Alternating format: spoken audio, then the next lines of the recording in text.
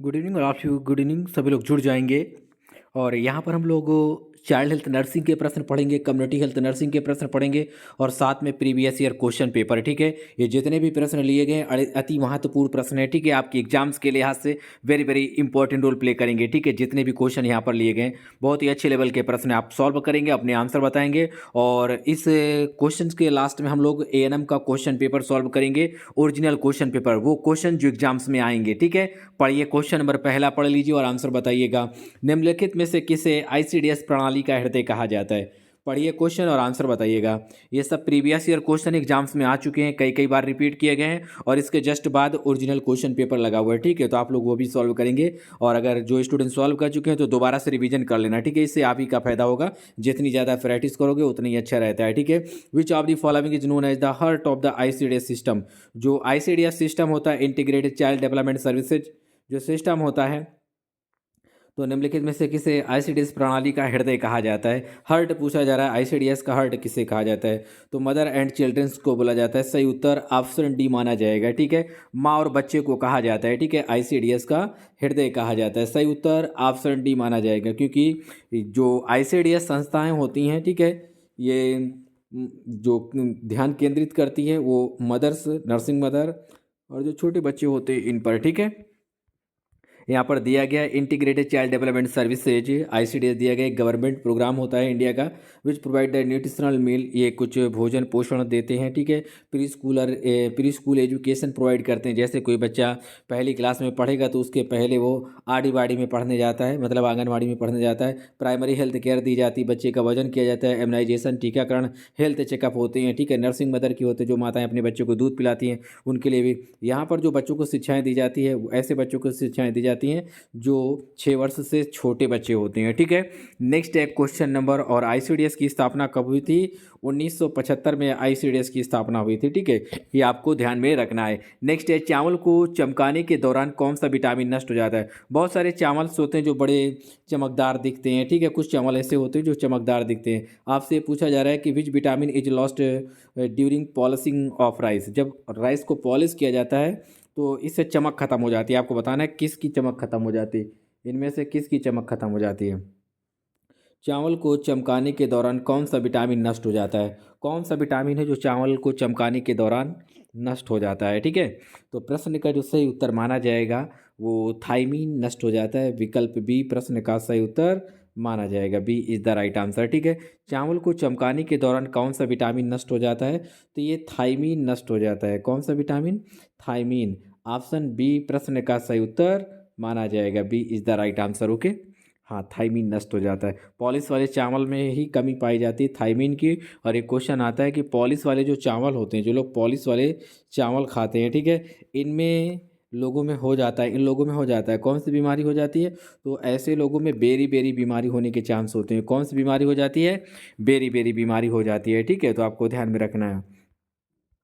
Next है question number तीसरा, example of specific learning disability as, विशिष्ट सीखने की अक्षमता का उदाहरण है, आपको बताना है इनमें से क्या है। ठीक है, लर्निंग डिसेबिलिटी को कहा जाता है। पढ़ लीजिए और आंसर बताइएगा। क्वेश्चन नंबर तीसरा पढ़ेंगे और अपने अपने उत्तर बताते रहेंगे। क्वेश्चन नंबर तीसरा, थर्ड नंबर पढ़ लीजिए और आंसर बताइएगा। क्वेश्चन नंबर थर्ड का उत्तर क्या माना जाएगा? हाँ, वेरी गुड, बहुत बढ़िया। क्वेश्चन नंबर थर्ड पढ़ेंगे, example of specific learning disability is, इस प्रश्न का सही उत्तर जो माना जाएगा ऑप्शन बी माना जाएगा। क्या माना जाएगा? विकल्प बी प्रश्न का सही आंसर माना जाएगा, विकल्प बी। ठीक है, यहाँ पर दिया गया example of the specific learning disability is, यहाँ पर दिया गया विशिष्ट सीखने की अक्षमता का उदाहरण होता है, तो प्रश्न का सही आंसर डिसलेक्सिया माना जाता है। डिसलेक्सिया एक तरीके का लर्निंग डिसेबिलिटी होता है, लर्निंग डिसऑर्डर होता है। सही उत्तर ऑप्शन बी माना जाएगा। ठीक है, बी प्रश्न का सही आंसर माना जाएगा, B is the right answer. I specific learning disability in reading, ये रीडिंग करने में, लर्निंग में डिसेबिलिटी होती है, इसे डिसलेक्सिया बोला जाता है। नेक्स्ट एक क्वेश्चन नंबर 4, आमतौर पर शिशु का वजन जन्म के समय की तुलना में दोगुना हो जाता है।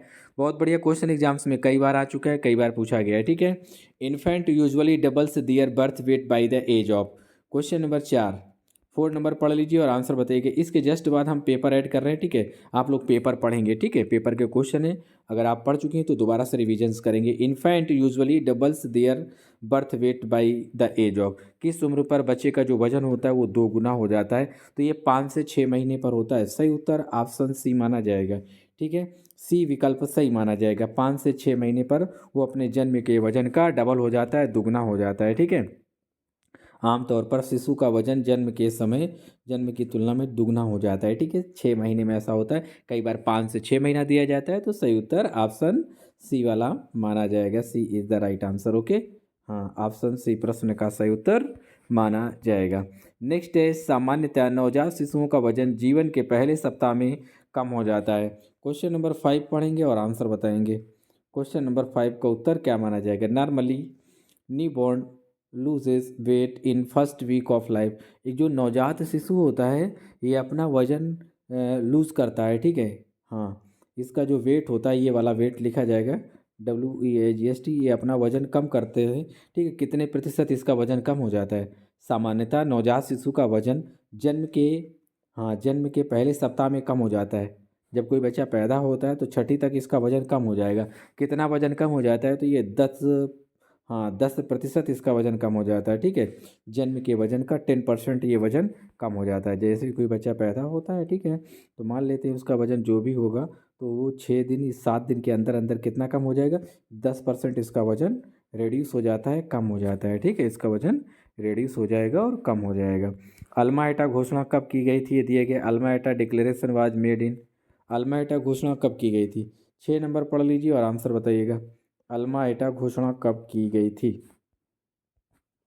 हाँ, अल्मा एटा। 6 नंबर पढ़ेंगे और आंसर बताएंगे। क्वेश्चन नंबर 6 का उत्तर क्या माना जाएगा? अल्मा एटा घोषणा कब की गई थी? तो कब की गई थी अल्मा एटा घोषणा? अल्मा एटा declaration was made in. Alma एटा घोषणा की गई थी। तो देखिए इस प्रश्न का जो सही उत्तर माना जाएगा, अल्मा एटा घोषणा की गई थी 1978 में की गई थी। कब की गई थी? 1978 में की गई थी, 1978 में की गई थी, ठीक है। 1978 में की गई थी अल्मा एटा घोषणा या डिक्लेरेशन किया गया था, 1978 में किया गया था, ठीक है। सही उत्तर ऑप्शन सी माना जाएगा। C is the right answer. प्रश्न का सही उत्तर ऑप्शन सी माना जाएगा। यहाँ पर दिया गया अल्माइटा के बारे में, ठीक है। इसी में प्राइमरी हेल्थ केयर के बारे में बताया गया था, ठीक है। ये 1978 में कजाकिस्तान के शहर अलमाइटी में इसका मतलब कॉन्फ्रेंस की गई थी, सभा की गई थी, ठीक है। जिसमें दुनिया भर के देश सम्मिलित हुए थे, लगभग 100+ थे, ठीक है। 150+ के आसपास देश आए थे, 137 देश। तो यहाँ पर क्वेश्चन नंबर 7 पूछा गया गर्भवती माँ को एमनियोटॉमी करने के बाद कौन सा आकलन किया जाना चाहिए? जैसे कोई गर्भवती माता होता है उसमें एमनियोटॉमी करते हैं, ठीक है। तो एमनियोटॉमी करने के बाद क्या देखेंगे हम, क्या चेक करेंगे? एमनियोटॉमी आप लोग जानते ही होंगे क्या होता है। एमनियोटॉमी में क्या होता है, एक प्रकार की जो लेयर या झिल्ली होती है, ठीक है, जो कि वजाइना से दिख रही होती है, ठीक है। हाँ, जो कि वजाइना से दिख रही होती है, इसी को क्या करते हैं, तोड़ा जाता है, इसे समझे, रैप्चर किया जाता है ताकि डिलीवरी फैसिलिटेट हो पाए। डिलीवरी को फैसिलिटेट करने के लिए इसे क्या करते हैं, रैप्चर करते हैं। तो इसे क्या करते हैं, पिन से चुभाया जाता है, रैप्चर किया जाता है।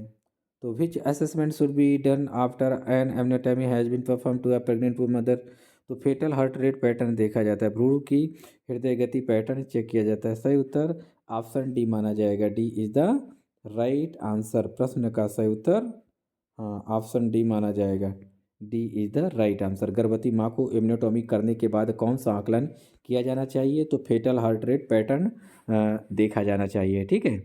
क्योंकि अगर एमनियोटॉमी कर दिया जाता है, कई बार क्या होता है कि बच्चे का फेटल हार्ट सही तरीके से आता ही नहीं है। एमनियोटॉमी में क्या करेंगे, एक इसको पंचर कर देते, समझे, रैप्चर कर दिया जाता है, जो एमनियोटिक सैक झिल्ली होती है। नेक्स्ट है, भारत के राष्ट्रीय क्षय रोग नियंत्रण कार्यक्रम को समर्थन देने वाली एजेंसी कौन सी है? ये सभी अच्छे लेवल के प्रश्न है जो एग्जाम्स में आते हैं और पूछे जाते हैं, ठीक है। हाँ, क्योंकि जो क्वेश्चन हम देते हैं, हम पढ़ाते हैं, एग्जाम्स में खूब आते हैं बड़ी मात्रा में। Agency which has been supporting national tuberculosis control programme in India of India, ठीक है। तो भारत में जो नेशनल ट्यूबरक्लोसिस कंट्रोल प्रोग्राम को सपोर्ट कर रही है संस्था, वो संस्था कौन सी है, ठीक है। ये आपसे पूछा जा रहा है, वो संस्था कौन सी है? हाँ, पढ़ लीजिए और आंसर बताइएगा, ओके। सॉरी। हाँ, पढ़ते रहेंगे और अपने अपने आंसर बताते रहेंगे। तो प्रश्न का जो सही उत्तर माना जाएगा ये सीडा होगा। क्या होगा? सीडा। सही उत्तर ऑप्शन बी माना जाएगा। ठीक है, B is the right answer. ये जो भारत का नेशनल ट्यूबरक्लोसिस कंट्रोल प्रोग्राम है, भारत का जो नेशनल ट्यूबरक्लोसिस कंट्रोल प्रोग्राम है, इसे कौन देख रहा है, कौन सहायता कर रहा है इसमें? तो ये सीडा कर रहा है। सीडा क्या है? इसका पूरा नाम होता है स्वेडिश, क्या होता है? एस मतलब होता है स्वेडिश, आई मतलब इंटरनेशनल, डी मतलब डेवलपमेंट होता है, कोऑपरेशन ऑफ एजेंसी होता है। ठीक है, कोऑपरेशन ऑफ एजेंसी। तो पूरा नाम फिर से अगर सुनना चाहते हैं तो इसका नाम होता है स्वेडिश, क्या होता है? हाँ, Swedish international development cooperation agency. ठीक है, कोऑपरेशन एजेंसी। तो सही उत्तर ऑप्शन बी माना जाएगा। B is the right answer. प्रश्न का सही उत्तर ऑप्शन बी माना जाएगा। B is the right answer. यहाँ पर दिया गया है, लिंग के अग्रभाग की कसावट को क्या कहा जाता है? क्वेश्चन को अंग्रेजी में पढ़िए आप। टाइटनेस ऑफ प्रेप्यूस या foreskin of the penis is called as. जो पेनिस के अग्रभाग में छोटे बच्चों में क्या होता है, पेनिस के अग्रभाग में टाइटनेस देखने को मिलती है, कह रहे हैं कि इसे क्या कहा जाता है? हाँ, इसे क्या बोला जाता है, इसे क्या कहा जाता है? हाँ, वेरी गुड, बहुत बढ़िया। पढ़ लीजिएगा और आंसर बताइएगा। Tightness of the prepuce foreskin of the penis is called. Penis के अग्रभाग में क्या होगा? हाँ, यहाँ पर पेनिस के अग्रभाग में टाइटनेस देखने को मिलती है, जिससे बच्चा यूरिनेट नहीं कर पाता। ठीक है, तो इसे क्या बोलते हैं हम लोग? हाँ, इसे फिमोसिस कहा जाता है। क्या कहते हैं? फिमोसिस। सही उत्तर ऑप्शन सी माना जाएगा। इसे फिमोसिस बोला जाता है। C is the right answer. Phimosis का इलाज क्या होता है? आप कमेंट बॉक्स में बताएंगे जो फिमोसिस होता है इसका इलाज कैसे करते हैं, इलाज क्या होता है फिमोसिस का। ठीक है, छोटे बच्चों में देखने को मिलता है ये समस्या। नेक्स्ट क्वेश्चन पढ़ेंगे। भारत सरकार ने राष्ट्रीय बाल स्वास्थ्य कार्यक्रम शुभारंभ किया, आपको बताना है कब शुभारंभ किया था। बहुत बढ़िया प्रश्न है। हाँ, पढ़ लीजिएगा और आंसर बताइएगा। गवर्नमेंट ऑफ इंडिया लॉन्च्ड राष्ट्रीय बाल स्वास्थ्य कार्यक्रम। चलिए, अच्छा विज्ञापन पर ध्यान दीजिए। साथ में जो भी स्टूडेंट ऑनलाइन पेड क्लासेज लेना चाहते हैं, staff nurse, CHO, nursing officer, ANM के लिए रिकॉर्डेड क्लासेज लेना चाहते हैं, पीडीएफ नोट्स परचेज करना चाहते हैं, स्टाफ नर्स के लिए क्लासेज लेना चाहते हैं, यूपीपीएससी परमानेंट स्टाफ नर्स के लिए या सीएचओ नर्सिंग ऑफिसर के लिए क्लास लेना चाहते हैं, तो वो स्टूडेंट इस नंबर पर संपर्क करेंगे, अपना नाम और जिले का नाम लिखकर हमें व्हाट्सअप करेंगे। ये नंबर हमारा Google Pay, PhonePe, Paytm number, calling number, WhatsApp number भी है। ठीक है, तो जो भी स्टूडेंट ऑनलाइन पेड क्लास लेना चाहते हैं, जीएस इंडिया में पढ़ना चाहते हैं, सब्जेक्ट वाइज टॉपिक वाइज पढ़ना चाहते हैं, तो अपना नाम और ज़िले का नाम लिखकर हमें व्हाट्सअप करेंगे। अगर कम समय है तो आप लोग पीडीएफ नोट्स वगैरह परचेज कर सकते हो, रिकॉर्डेड क्लासेस देख सकते हो। ठीक है, ये हमारा data subject wise topic wise अच्छी तरीके से प्रोवाइड किया जाता है और मोस्ट इंपॉर्टेंट क्वेश्चन आपको दिए जाते हैं जो एग्जाम्स में आते हैं। तो भारत सरकार ने राष्ट्रीय बाल स्वास्थ्य कार्यक्रम का शुभारंभ किया। तो government of India launch the राष्ट्रीय बाल स्वास्थ्य कार्यक्रम कब लॉन्च किया था?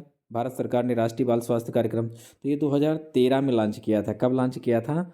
2013 में इसे लॉन्च किया था। ठीक है, गवर्नमेंट ऑफ इंडिया ने जो आरबीएस के प्रोग्राम है, ठीक है, हाँ, जो आरबीएस के प्रोग्राम है, आरबीएस के प्रोग्राम लॉन्च किया गया था, राष्ट्रीय बाल स्वास्थ्य कार्यक्रम, तो इसे लॉन्च किया गया था 2013 में लॉन्च किया गया था। सही उत्तर ऑप्शन सी माना जाएगा। ठीक है, C is the right answer. Okay, RBS के प्रोग्राम।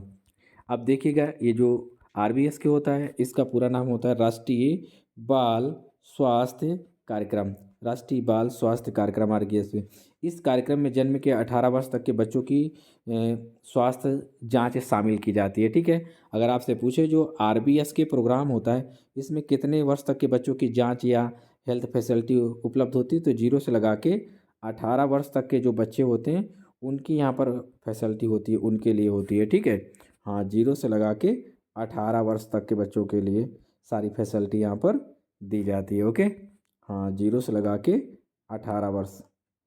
ओके, हाँ, तो जीरो से 18 वर्ष तक के बच्चे आरबीएस से प्रोग्राम के जांच में शामिल होते हैं। ठीक है, हाँ, तो अब हम आपको एक पेपर सॉल्व करा रहे हैं। ठीक है, एएनएम का पेपर सॉल्व कराने जा रहे हैं आपके लिए। ठीक है, तो ये प्रश्न एग्जाम्स में सभी में आ चुके हैं ऑलरेडी, प्रीवियस ईयर क्वेश्चन थे। ठीक है, अब हम आपको एएनएम का पेपर एनालिसिस कराएंगे, पूरा पेपर सॉल्व कराएंगे, थोड़ा फास्ट चलेंगे। ठीक है, तो आप लोग अब एएनएम का पेपर सॉल्व कीजिए, इसी में क्लास को ऐड किया जा रहा है। ओके, हाँ, तो इन्हीं शब्दों के साथ हम आप सभी से निवेदन करेंगे आप लोग चैनल्स को लाइक और सब्सक्राइब कर लीजिएगा। ठीक है, ताकि हमारी आने वाली सभी क्लासेज आपको मिलें और मिलती रहें। ठीक है, तो हम एएनएम का पेपर स्टार्ट कर रहे हैं। ठीक, ओके।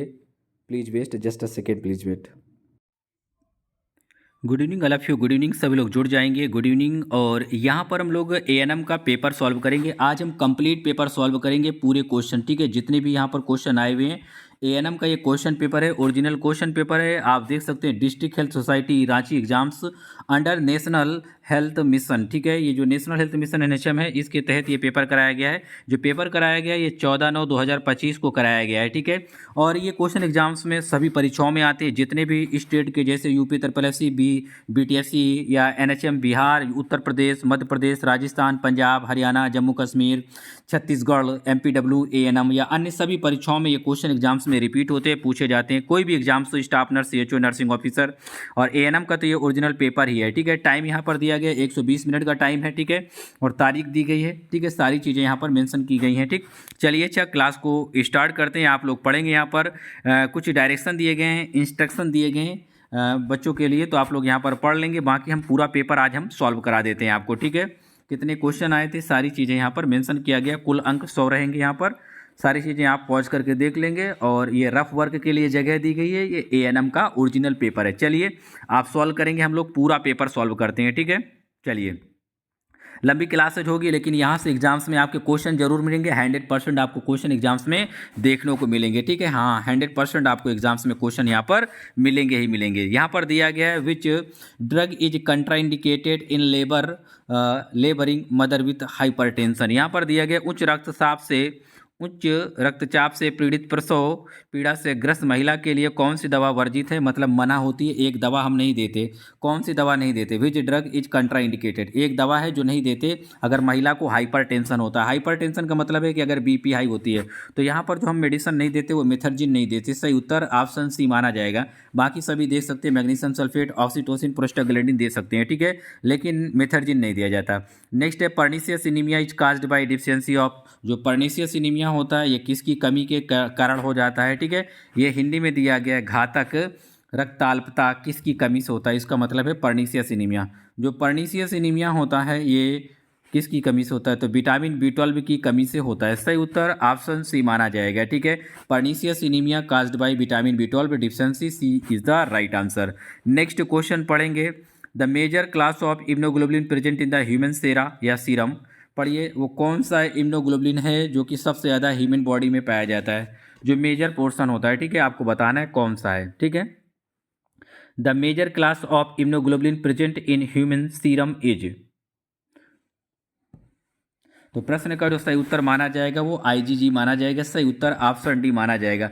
मानव सीरम में मौजूद इम्यूनोग्लोबुलिन का प्रमुख वर्ग कौन सा है? सही उत्तर ऑप्शन डी माना जाएगा, ठीक है। D is the right answer. कोई भी एग्जाम से अगर ये आप पूरा पेपर सॉल्व कर लेंगे, जिनके एएनएम के एग्जाम्स लगे हुए हैं, यूपी SSSC के एग्जाम्स हैं या बीटीएससी के एग्जाम्स लगे हुए हैं, ठीक है, यहाँ से आपको 7-8 क्वेश्चन, 10 क्वेश्चन एग्जाम्स में मिल जाएंगे। 7-8 क्वेश्चन तो आपको मिलना ही मिलना है। अच्छी तरीके से पेपर सॉल्व कर लीजिए केवल, ठीक है, क्योंकि सभी प्रश्न यहाँ पर अच्छे लेवल के दिए गए, जो जर्नली सभी परीक्षाओं में पूछे जाते हैं, ठीक है। Droplet infection is, droplet infection है, आपको बताना है ड्रॉपलेट इन्फेक्शन कौन सा है, ठीक है। ये दिया गया ड्रॉपलेट इन्फेक्शन इज। तो यहाँ पर जो ड्रॉपलेट इन्फेक्शन है वो ट्यूबरकुलोसिस होगा। ए उत्तर सही माना जाएगा। ड्रॉपलेट इन्फेक्शन जो ड्रॉपलेट संक्रमण है क्या है होगा, ट्यूबरकुलोसिस होगा। ए इज द राइट आंसर। प्रश्न का सही उत्तर क्या मानेंगे, ऑप्शन ए मानेंगे। ड्रॉपलेट संक्रमण कौन सा है, ट्यूबरकुलोसिस माना जाएगा। ये खांसने और छींकने के माध्यम से, एयरबॉर्न ड्रॉपलेट के माध्यम से एक से दूसरे में ट्रांसमिटेड हो जाता है, ठीक है। बाकी जैसे टेटनिक, कैंसर, हर्स्ट डिसीज दिया गया, ये ट्रांसफर नहीं होते, ठीक। MTP act was launched in the year. MTP act कब लॉन्च किया गया था? मेडिकल टर्मिनेशन ऑफ प्रेगनेंसी बोला जाता है। हिंदी में देख लीजिए, एमटीपी अधिनियम किस वर्ष लागू किया गया था? मेडिकल टर्मिनेशन ऑफ प्रेगनेंसी, तो ये लागू किया गया था, कब किया गया था? तो ये लिखा है MTP act was launched in the year, तो ये 1971 में लॉन्च किया गया था, ठीक है। लॉन्चिंग डेट है, केम इनटू फोर्स 1972 होगा, समझे। हाँ, तो एमटीपी एक्ट लॉन्च पूछा गया है। ये चीज़ें इंग्लिश में क्लियर होती हैं। और लॉन्चिंग था कि came into force. Came into force का मतलब है कि इसे लागू किया गया था, ठीक है, प्रभावी तौर पर लागू किया गया था। वो 72 में लागू किया था, लॉन्च किया गया था 71 में। सही उत्तर ऑप्शन ए माना जाएगा। एनआरएचएम, ये लिखा है NRHM, national rural health mission was establish. NRHM की स्थापना कब हुई थी? ये दिया गया है सॉरी, आप देख लेंगे और उत्तर बताएंगे। एनआरएचएम की स्थापना कब हुई थी? तो एनआरएचएम की स्थापना जो हुई थी वो 2005 में हुई थी। सही उत्तर ऑप्शन ए माना जाएगा। एनआरएचएम की स्थापना 2005 से लेकर 2012 तक के लिए किया गया था, समझे, 2012 तक के लिए। और ये 7 वर्ष के लिए किया गया था। कितने वर्ष के लिए? 7 वर्ष के लिए किया गया था। एनआरएचएम की स्थापना की गई थी 7 वर्ष के लिए, 2005 से 2012 तक, ठीक। हाँ, नेक्स्ट है यहाँ पर chicken pox is caused by. Chicken pox होता है वायरस से, फंगस से, बैक्टीरिया, प्रोटोजोआ। आपको बताना है चिकन पॉक्स जो बीमारी होती है, ठीक है, त्वचा को प्रभावित करती है आपके, खास करके, ठीक है। हाँ, त्वचा पे आपके रैशेस, दाने जैसे, ब्लिस्टर जैसे, फफोले जैसे, छाले जैसे पड़ जाते हैं, ठीक है। तो पढ़ लीजिए और आंसर बताइएगा। चिकन पॉक्स किसके कारण होता है? चिकन पॉक्स तो ये एक वायरस होता है। सही उत्तर ऑप्शन ही माना जाएगा। चिकन पॉक्स का वायरस कौन सा होता है? आप हमें कमेंट बॉक्स में बताएंगे कि चिकन पॉक्स का वायरस का नाम ये है, ठीक है। आप हमें कमेंट बॉक्स में बताएंगे। नेक्स्ट दिया गया है which one of the following occurs in allergy.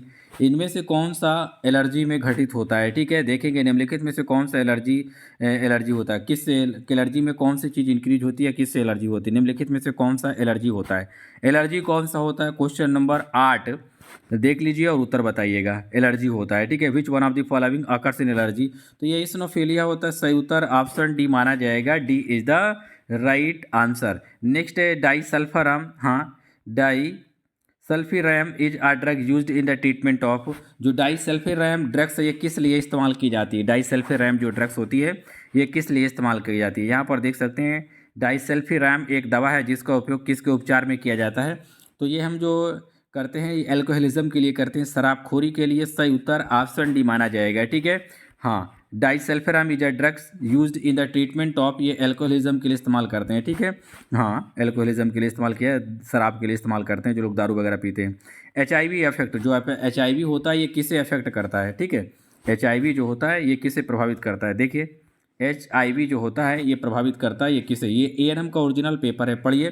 तो ये सहायक जो टी कोशिकाएं होती है उनको प्रभावित करता है। सही उत्तर ऑप्शन बी माना जाएगा, ठीक है। सहायक, हाँ, CD4 हेल्पर जो कोशिकाएं होती हैं, ठीक है, इनको प्रभावित करता है। ऑप्शन बी प्रश्न का सही उत्तर माना जाएगा। Life spawn of the platelets, जो प्लेटलेट्स होती है इसका जीवन काल कितना होता है? प्लेटलेट्स का जीवन काल, हाँ, जो प्लेटलेट्स होते हैं इनका जीवन काल कितने दिन का होता है, कितना होता है? यहाँ पर दिया गया प्लेटलेट्स का जीवन काल होता है कितने दिन तक का माना जाता है? प्लेटलेट्स का लाइफ स्पॉन जो माना जाता है, हाँ, वो कितने दिन माना जाता है? प्लेटलेट्स लाइफ स्पॉन इज, हाँ, पढ़ते रहिए और अपने अपने आंसर बताते रहिएगा। तो प्रश्न का सही आंसर 8 से 12 दिन माना जाएगा। सही उत्तर ऑप्शन सी मानेंगे। सी इज द राइट आंसर, ठीक है। 8 से 12 दिन, इसी को कहा जाता है 7 से 10 दिन के आसपास माना जाता है।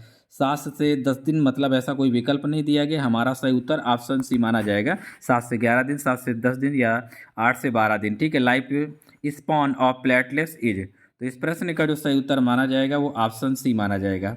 8 से 12 दिन माना जाएगा। Which bone is largest bone in human body, मानव शरीर की सबसे बड़ी हड्डी कौन सी है? ये लिखा है मानव शरीर की सबसे बड़ी हड्डी है। आपको बताना है मानव शरीर की सबसे बड़ी हड्डी। आप हिंदी में भी देख लीजिए और इधर अंग्रेजी में दिया गया, इंग्लिश में भी। Which bone is largest bone in human body, तो फीमर होती है। सही उत्तर ऑप्शन बी माना जाएगा। फीमर सबसे बड़ी हड्डी है। After conception baby delivered at, यहाँ पर दिया गया है गर्भधारण के बाद शिशु का जन्म किस समय होता है, ठीक है। गर्भधारण के बाद जो शिशु का जन्म होता है, देख लीजिए ये रहे option. After conception baby delivered eight, जो बेबी डिलीवर्ड होता है तो ये 280 दिन में डिलीवर्ड होता है। सही उत्तर ऑप्शन बी माना जाएगा। B is the right answer, ठीक है। 280 दिन में होता है। ऑप्शन बी प्रश्न का सही उत्तर मानेंगे। नेक्स्ट है क्वेश्चन, कंडोम प्रिवेंट्स इन्फेक्शन। जो कंडोम होता है वो कौन से इन्फेक्शन रोकता है? HIV, STDs, ads. हिंदी में देख लीजिए, कंडोम किस संक्रमण से बचाता है? जो कंडोम होता है वो किस संक्रमण से आपको बचाता है? कौन से संक्रमण होते हैं जिससे कंडोम आपको बचाता है? ये HIV, यौन संचारित रोग जो होते हैं, STD, सेक्सुअल ट्रांसमिटेड डिसीज, और ये एड्स वगैरह, इन सभी से बचाता है। सही उत्तर ऑप्शन डी माना जाएगा। तो प्रश्न का सही आंसर क्या मानेंगे? विकल्प डी प्रश्न का सही उत्तर माना जाएगा, ठीक है। कंडोम प्रिवेंट्स करते हैं इन्फेक्शन को। BCG vaccine is given for prevention of, BCG का टीका क्यों लगाया जाता है? ये पूछा जा रहा है BCG का जो टीका लगाते हैं क्यों लगाते हैं। ये देखिएगा BCG का जो टीका होता है दिया जाता है किसकी रोकथाम के लिए देते हैं? तो ये 6 रोग की रोकथाम के लिए दिया जाता है। इसी को बोला जाता है ट्यूबरकुलोसिस, TB को रोकने के लिए देते हैं BCG का इंजेक्शन या टीका, सॉरी, हाँ, BCG का टीका देते हैं। जन्म के समय दिया जाता है, ठीक। ऑप्शन बी प्रश्न का सही उत्तर माना जाएगा। नेक्स्ट है, which of the following blood group is called the universal donor. इनमें से कौन सा ब्लड ग्रुप है जो यूनिवर्सल डोनर कहलाता है? कौन सा ब्लड ग्रुप है जो यूनिवर्सल डोनर कहलाएगा? तो ब्लड ग्रुप ओ माना जाएगा। सही उत्तर ऑप्शन ए माना जाएगा, सर्वदाता रक्त समूह माना जाता है। तो ये ब्लड ग्रुप ओ को माना जाता है। अगर ऐसे भी पूछा जाए निगेटिव, तो ब्लड ग्रुप ओ निगेटिव होता है स्पेशल करके, ठीक है। हाँ, नेक्स्ट देखिएगा question, heart rate is initiated by. हृदय की गति प्रारंभ होती, हाँ, क्या कहाँ से प्रारंभ होती है हृदय की गति? हिंदी में भी देख लीजिए आप, हृदय गति किसके द्वारा आरंभ की जाती है? जो हृदय की गति होती है ये ऐसे नोड के द्वारा की जाती है। किसके द्वारा? ऐसे नोड के द्वारा हृदय की गति आरंभ की जाती है। आप लोग इन अगर प्रश्नों का रिवीजन कर रहे हैं तो बहुत अच्छी बात है, क्योंकि ये दूसरे चैनल्स में भी पढ़ाए गए थे, ठीक है। रिवीजन हो जाएगा, पूरे प्रश्न जितना भी क्वेश्चन पेपर है पूरा सॉल्व करा देते हैं आपको, ठीक है। Infant mortality rate expressed in the terms. जो इन्फेंट मोर्टेलिटी रेट होता है ये कितनी जनसंख्या पर देखा जाता है? इन्फेंट यहाँ पर लिखा जाएगा शिशु मृत्यु दर को व्यक्त किया जाता है। तो शिशु जो मृत्यु दर होता है प्रति 1000 में काउंट करते हैं इसे। सही उत्तर ऑप्शन बी माना जाएगा, B is the right answer. The onset of the menstruation is called. ये 19 नंबर ये लिखा है, जब पीरियड प्रारंभ होते हैं तो उसे क्या बोला जाता है? ये पूछा जा रहा है कि जब पीरियड प्रारंभ होते हैं तो इसे कहा जाता है, इसे क्या कहा जाता है? मासिक धर्म की शुरुआत को कहा जाता है। तो क्या कहते हैं मासिक धर्म की शुरुआत को? ये लिखा onset of menstruation is called. तो इसे क्या कहते हैं? इसे मीनार्की बोला जाता है। क्या बोलते हैं? मीनार्की कहा जाता है, समझे। मीनार्चे या मीनार्की कहा जाता है, हिंदी में इसे रजो दर्शन बोलते हैं। सही उत्तर ऑप्शन ए माना जाएगा। प्रश्न का सही उत्तर ऑप्शन ए माना जाएगा, इसे रजो दर्शन कहा जाता है। नेक्स्ट है, वैक्सीनेशन प्रोवाइड इम्यूनिटी। वैक्सीनेशन से किस प्रकार की इम्यूनिटी प्रोवाइड होती है? अगर किसी को वैक्सीन लगाया जाता है तो इससे किस प्रकार की प्रतिरक्षा मिलती है? हिंदी में देखिए, टीकाकरण से प्रतिरक्षा मिलती है। आपको बताना है कैसी प्रतिरक्षा मिलती है, किस प्रकार की प्रतिरक्षा मिलती है। पढ़ लीजिए और आंसर बताइएगा, किस प्रकार की प्रतिरक्षा मिलती है टीकाकरण से। हाँ, पढ़ते रहिए और अपने अपने आंसर बताते रहिएगा। टीकाकरण से प्रतिरक्षा मिलती है, ठीक है। हाँ, पढ़ लीजिए और आंसर बताइएगा। टीकाकरण से जो प्रतिरक्षा मिलती है वो किस प्रकार की प्रतिरक्षा मिलती है टीकाकरण से? तो इस प्रश्न का सही उत्तर माना जाएगा एक्टिव आर्टिफिशियल मिलती है। कैसी मिलती है? एक्टिव आर्टिफिशियल मिलती है। सही उत्तर ऑप्शन सी माना जाएगा, C is the right answer. Vaccination provide the immunity, ये एक्टिव आर्टिफिशियल इम्यूनिटी प्रोवाइड करता है। Milk ejection hormones, milk ejection hormones किसे कहा जाता है या किसे माना जाता है? जैसे ब्रेस्ट से मिल्क सिक्रीटेड होता है, दूध निष्कासन हार्मोन्स कहलाता है, कौन सा कहलाता है? हाँ, देख लीजिए और आंसर बताइएगा। हाँ, पढ़िए और उत्तर बताइएगा। मिल्क इजेक्शन हार्मोन्स कहलाता है। किसे कहा जाता है मिल्क इजेक्शन हार्मोन्स? हाँ, वेरी गुड, बहुत बढ़िया। देखिए, जो मिल्क इजेक्शन हार्मोन्स होता है वो ऑक्सीटोसिन कहलाता है। कौन सा कहलाता है? Milk ejection hormones, oxytocin. सही उत्तर ऑप्शन ए माना जाएगा, ए प्रश्न का सही उत्तर मानेंगे। मिल्क इजेक्शन हार्मोन्स कौन सा होता है? ऑक्सीटोसिन होता है, ठीक है। नेक्स्ट एक क्वेश्चन, और मिल्क का प्रोडक्शन जो होता है, मिल्क का प्रोडक्शन जो होता है वो प्रोलैक्टिन से होता है। किससे होता है? प्रोलैक्टिन हार्मोन्स से मिल्क का प्रोडक्शन होता है, ठीक है। प्रोलैक्टिन हार्मोन्स होता है, ओके। हाँ, मिल्क का प्रोडक्शन प्रोलैक्टिन हार्मोन से होता है। नेक्स्ट आप क्वेश्चन देखेंगे, ये दिया गया 22 नंबर, पढ़ लीजिए और आंसर बताइएगा, ठीक है। 22 नंबर, हाँ 22 नंबर देख लीजिए और आंसर बताइएगा। जस्ट अ सेकेंड, चलिए। हाँ, ध्यान दीजिएगा। Intradermal injection is given in which angle. जो इंट्राडर्मल इंजेक्शन होते हैं कितने एंगल पर लगाए जाते हैं? इंट्राडर्मल का मतलब होता है आईडी इंजेक्शन जो लगाए जाते हैं वो कितने डिग्री पर लगाए जाते हैं? आईडी इंजेक्शन लगाए जाते हैं, ठीक है, कितने डिग्री पर लगाए जाते हैं? तो इस प्रश्न का जो सही उत्तर माना जाएगा इंट्राडर्मल इंजेक्शन, ये 15 डिग्री पर लगाए जाते हैं, 10 से 15 डिग्री पर, ठीक है। तो सही उत्तर विकल्प में दिया गया है, ऑप्शन बी दिया गया 15 डिग्री। त्वचा के अंदर जो इंजेक्शन लगाए जाते हैं वो 15 डिग्री पर लगाए जाते हैं। तो ये बात आपको ध्यान में रखना है, ठीक है। देखिए, आईडी जो इंजेक्शन होते हैं इंट्राडर्मल होते हैं 15 डिग्री पर लगाए जाते हैं, ठीक है। आईवी इंजेक्शन जो होते हैं ये 30 डिग्री पर लगाए जाते हैं। फिर इसके बाद आपका आता है सबकुटेनियस, ये 45 डिग्री पर लगाए जाते हैं। फिर इसके बाद आपका आता है आईएम इंजेक्शन, ये 90 डिग्री पर लगाए जाते हैं, ठीक है। ये पूछा जाता है कई बार एग्जाम्स में, तो ध्यान में रखिएगा आपने, ठीक। चलिए, अच्छा, नेक्स्ट है trisomy 21 is otherwise called. Trisomy 21 को और किस नाम से जानते हैं? जो ट्राइसोमी 21 है इसका अन्य नाम क्या है? ट्राइसोमी 21 का दूसरा नाम पूछा जा रहा है आपसे, ठीक है। तो ये लिखा है trisomy 21 is otherwise called. Trisomy 21 का दूसरा नाम क्या है? हाँ, 23 पढ़ लीजिए और आंसर बताइएगा। ट्राइसोमी 21 का दूसरा नाम, जो ट्राइसोमी 21 इसे डाउन सिंड्रोम कहा जाता है। सही उत्तर ऑप्शन डी माना जाएगा, D is the right answer. Trisomy 21 को हम लोग डाउन सिंड्रोम कहते हैं। नेक्स्ट है MMR vaccine does not prevent the disease. MMR vaccine से कौन सी बीमारी नहीं रोकी जा सकती? जो एमएमआर वैक्सीन होती है इससे कौन सी बीमारी नहीं रोकी जा सकती? जो एमएमआर वैक्सीन होती है इससे हम लोग मिनिंगोकोकल मेनिंजाइटिस नहीं रोक सकते, ठीक है। मम्स रोक सकते हैं, रूबेला रोक सकते हैं, मीजल्स रोक सकते हैं। मम्स, मीजल्स, रूबेला रोके जाते हैं, ठीक है। एमएमआर का टीका 3 बीमारियों को कंट्रोल करता है, ए और सी और डी को, बी को छोड़ करके, ठीक है। नेक्स्ट देख लीजिएगा, दिया गया है global immunisation programme started in, वैश्विक टीकाकरण कार्यक्रम कब स्टार्ट किया गया था? 25 नंबर पे दिया गया है कि वैश्विक टीकाकरण कार्यक्रम शुरू किया गया था, तो कब किया गया था? आप लोग पढ़ेंगे, इससे क्या होगा, ज़्यादा रिवीजन हो जाएगा आप लोगों का, ठीक है। ग्लोबल इम्यूनाइजेशन जो प्रोग्राम है ये स्टार्ट किया गया था। ये ग्लोबल इम्यूनाइजेशन प्रोग्राम 1974 में स्टार्ट किया गया था। बी उत्तर सही माना जाएगा। यहाँ पर जितने भी क्वेश्चन लिए गए हैं वो कई अन्य परीक्षाओं में भी पूछे जा चुके हैं, समझे। हाँ, ये एएनएम का पेपर पढ़ रहे हैं, इसके अलावा भी जैसे कि स्टाफ नर्स, सीएचओ या आपके अन्य एग्जाम्स होते हैं, पब्लिक सर्विस कमीशन के स्टाफ नर्स ए ग्रेड के एग्जाम्स होते हैं, उन सब में ये प्रश्न आ चुके हैं। वैश्विक टीकाकरण कार्यक्रम पूछा जाए, मतलब पूछा गया था यहाँ पर 1974 में, ठीक है।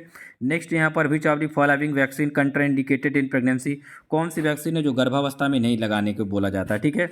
ये दिया गया निम्नलिखित में से कौन सा टीका गर्भावस्था में वर्जित है? एक टीका है जो गर्भावस्था में मना होता है, वो टीका हमें नहीं लगाना होता गर्भावस्था में, ठीक है। पढ़ लीजिए कौन सा टीका मना है जो गर्भावस्था में नहीं लगाते, ठीक है।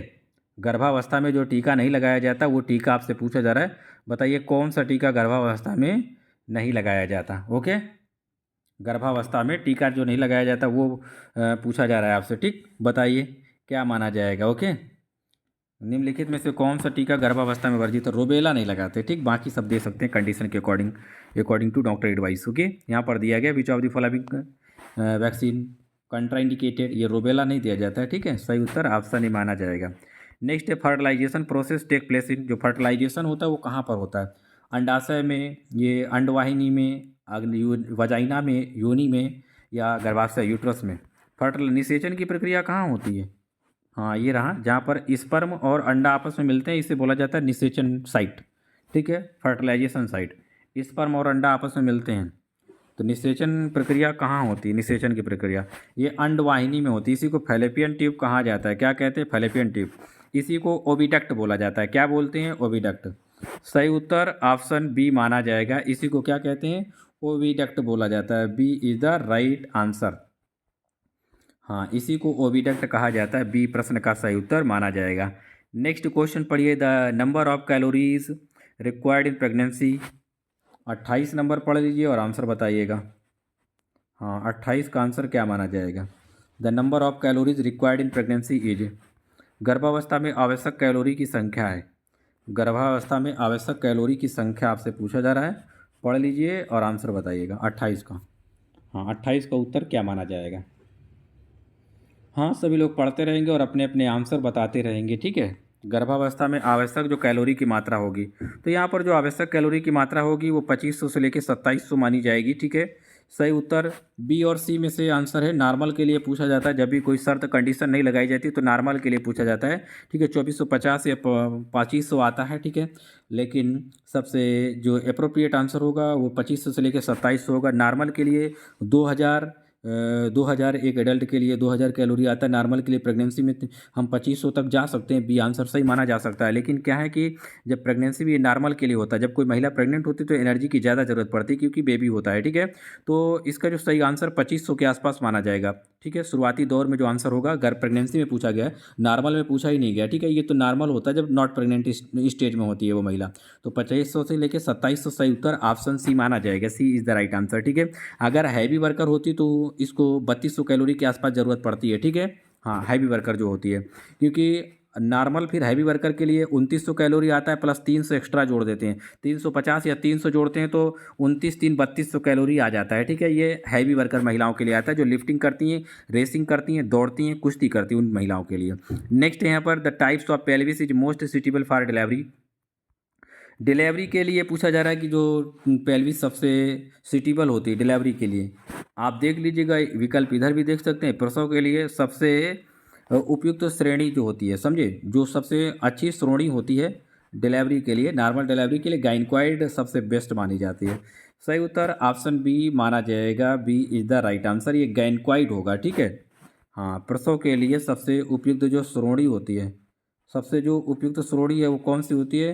गैनक्वाइड होती है। बी प्रश्न का सही उत्तर माना जाएगा। B is the right answer. Which one is heredity disease, इनमें से एक आनुवांशिक बीमारी है। आपको बताना है इनमें से आनुवांशिक बीमारी कौन सी है। इनमें से एक आनुवांशिक बीमारी है। आनुवांशिक बीमारी बताइए भाई। आनुवांशिक बीमारी हीमोफीलिया है, ब्लड डिसऑर्डर माना जाएगा। सही उत्तर ए मानेंगे, ठीक है। आनुवांशिक बीमारी कौन सी होगी यहाँ पर, हीमोफीलिया। प्रश्न का सही उत्तर ऑप्शन ए माना जाएगा, हीमोफीलिया ये आनुवांशिक बीमारी है। ये लिखा है antidote of the magnesium sulphate. Magnesium sulphate का एंटीडोट क्या होगा। जो मैग्नीशियम सल्फेट है इसका एंटीडोट आपसे पूछा जा रहा है, इसका एंटीडोट क्या होगा, प्रतिविष। तो ये कैल्शियम ग्लूकोनेट 10% माना जाता है। सही उत्तर ऑप्शन डी माना जाएगा। D is the right answer. हाँ, मैग्नीशियम सल्फेट का जो एंटीडोट होगा वो क्या होगा, कैल्शियम ग्लूकेनॉट होगा। नेक्स्ट क्वेश्चन पढ़िए। Which is the best test for detecting the liver dysfunction. Liver आपका सही तरीके से काम नहीं कर रहा है, इसके लिए सबसे बढ़िया टेस्ट कौन सा होगा, सबसे बेस्ट टेस्ट कौन सा होगा। ये लिखा गया यकृत की शिथिलता का पता लगाने के लिए सबसे अच्छा परीक्षण कौन सा होता है, ठीक है। जिसमें हम यकृत की शिथिलता मतलब सही तरीके से काम कर रहा है नहीं कर रहा है, डिस्फंक्शन का पता लगाने के लिए एक टेस्ट करते हैं। कौन सा करते हैं, SGPG टेस्ट माना जाता है। SGPG टेस्ट माना जाता है, इससे सारी चीज़ें पता चल जाती हैं। हेपेटाइटिस तक, इन्फ्लामेशन लिवर में, फैटी लिवर, ये सारी चीज़ें पता चल पाती हैं SGPG टेस्ट से सही तरीके। सही उत्तर ऑप्शन सी माना जाएगा, ठीक है। क्या होगा प्रश्न का सही उत्तर, ऑप्शन सी माना जाएगा। Iron absorption is increased by, जो आयरन आप खाते पीते हैं इसका अवशोषण बढ़ा सकते हैं हम लोग। क्या चीज़ अगर खाएं उसके साथ में तो आयरन का अवशोषण ज़्यादा होता है, ठीक है। आपकी बॉडी में आयरन पच जाता है। ये लिखा है आयरन अवशोषण किसके द्वारा बढ़ाया जाता है, किसके द्वारा बढ़ाया जाता है जो आयरन का अवशोषण होता है, ये पूछा जा रहा है आपसे। आयरन का अवशोषण किसके द्वारा बढ़ाया जाता है, तो ये विटामिन सी के द्वारा बढ़ाया जाता है, ठीक है। अगर आप आयरन खाते हैं, ठीक है, अगर आप आयरन इंटेक कर रहे हैं तो आयरन के साथ साथ आपको क्या क्या चीज़ें लेनी चाहिए, ठीक है। तो आपको आयरन के साथ विटामिन सी लेना चाहिए, समझे। क्या लेना चाहिए, विटामिन। अगर आप आयरन के साथ विटामिन सी वगैरह नहीं खाएंगे तो आयरन आपकी बॉडी में नहीं पचेगा। आयरन की कमी से सामान्य तौर पे क्या होता है, इनीमिया हो जाता है, ब्लड की कमी, रक्त की कमी, आरबीसी का सही तरीके से फॉर्म ना होना, बनना, थकान का अनुभव होना, ये सारी चीज़ें देखने को मिलती हैं, ठीक है। हाँ, नेक्स्ट क्वेश्चन है ये, who scientist discover the malaria life cycle. ऐसा कौन सा साइंटिस्ट था जिसने मलेरिया लाइफ साइकिल को डिस्कवर किया था, मलेरिया के जीवन चक्र की खोज किसने की थी। ये सारे क्वेश्चन हमने पढ़ाए हुए ऑलरेडी, हमारे द्वारा पढ़ाया गया, पेपर एग्जाम्स में खूब आता है, बड़ी मात्रा में क्वेश्चन पूछे जाते हैं, ठीक है। चलिए, अच्छा, जो भी स्टूडेंट ऑनलाइन पेड क्लासेज लेना चाहते हैं, ठीक है, या रिकॉर्डेड क्लासेज लेना चाहते हैं, पेड क्लासेज लेना चाहते हैं, ठीक है, किसी भी एग्जाम्स के लिए आप, जैसे कि आप ANM की क्लास लेना चाहते हैं, यूपी SSC के लिए, BTSC के लिए, BTSC ANM के लिए क्लास लेना चाहते हैं आप, या अन्य कोई जैसे छत्तीसगढ़ MPW ANM की क्लास लेना चाहते हैं, लाइव क्लासेज या रिकॉर्डेड क्लासेज आप लेना चाहते हैं, या PDF नोट्स आप परचेज करना चाहते हैं, GS इंडिया में पढ़ना चाहते हैं, सब्जेक्ट वाइज, टॉपिक वाइज चीज़ें आपको पढ़ाई जाती है हिंदी और अंग्रेजी दोनों भाषाओं में। आप इस नंबर पर संपर्क करेंगे, अपना नाम और ज़िले का नाम लिखकर हमें व्हाट्सअप करेंगे, ठीक है। 6306782918 630768 अपना नाम और ज़िले का नाम लिखकर हमें व्हाट्सअप करेंगे, ठीक है। ये नंबर आपकी स्क्रीन पर दिया गया, ये हमारा नंबर व्हाट्सअप नंबर है, Google Pay, PhonePe, Paytm number, calling number भी है, ठीक है। आप ANM की क्लासेज लाइव रिकॉर्डेड परचेज कर सकते हो। समय नहीं है, समय कम है, एग्ज़ाम पास में है, तो आप रिकॉर्डेड क्लासेज ले सकते हो। ANM की भी, अगर छत्तीसगढ़ MPW MPHW का एग्जाम्स लगा है आपका, ठीक है, तो रिकॉर्डेड प्लस PDF नोट सबसे बेस्ट रहेगा, ठीक है। जो लाइव क्लास होती है उन्हीं को रिकॉर्ड करके दिया जाता है। वैसे हमारी लाइव क्लास की फीस थोड़ा सा ज़्यादा रहती है, बाकी रिकॉर्डेड क्लासेज आपको सस्ते में भी मिल जाती है, ठीक है, कम फीस में भी प्रोवाइड कर दी जाती हैं आपको, ठीक। तो अगर आप लेना चाहते हो तो इस नंबर पर आप संपर्क करेंगे, अपना नाम और ज़िले का नाम लिखकर हमें व्हाट्सअप कीजिएगा, ठीक है। पढ़ाए गए क्वेश्चन एग्जाम्स में खूब आते हैं, बड़ी मात्रा में क्वेश्चन पूछे जाते हैं, ठीक है। यहाँ पर दिया गया था who scientist discover the malaria life cycle. Malaria का लाइफ साइकिल किसने डिस्कवर किया था, मलेरिया के जीवन चक्र की खोज की थी रोनाल्डो रॉस ने की थी। सही उत्तर ऑप्शन ए माना जाएगा। किसने की थी, रोनाल्ड रॉस ने की थी। ए प्रश्न का सही आंसर माना जाएगा, ए प्रश्न का सही उत्तर मानेंगे। नेक्स्ट लिखा है amount of blood withdrawal in 1 unit from the donor. अगर कोई भी व्यक्ति खून देता है, खून को डोनेट करता है, दान देता है खून को, तो कितना एक यूनिट में रक्त लिया जाता है, कितना रक्त लेते हैं, ये पूछा जा रहा है। एक यूनिट रक्तदाता से कितना रक्त लिया जाता है। अगर कोई व्यक्ति खून देता है तो कितना रक्त लेते हैं, तो प्रश्न का सही आंसर ऑप्शन डी माना जाएगा, 400 ml, जैसा कि विकल्प दिया गया है। अगर 450 ml लिखा जाता तो ये भी सही था, ठीक है, क्योंकि लगभग आधा किलो 450 ml रक्त लिया जाता है। बॉडी का 10% डोनेट किया जा सकता है, समझे, 10% ओनली। ओके, ये बात आपको ध्यान में रखना है। नेक्स्ट है यहाँ पर 36 number, which of the following is called a pleasure chemical ion the human body. निम्नलिखित में से किसे मानव शरीर में आनंद रसायन कहा जाता है, आनंद वाला रसायन माना जाता है। हैप्पी हार्मोन्स के नाम से जान सकते हो इसे, कि खुशी मिलती है इसे, हैप्पी हार्मोन्स आनंद वाला रसायन कहा जाता है। कौन सा आनंद वाला रसायन है?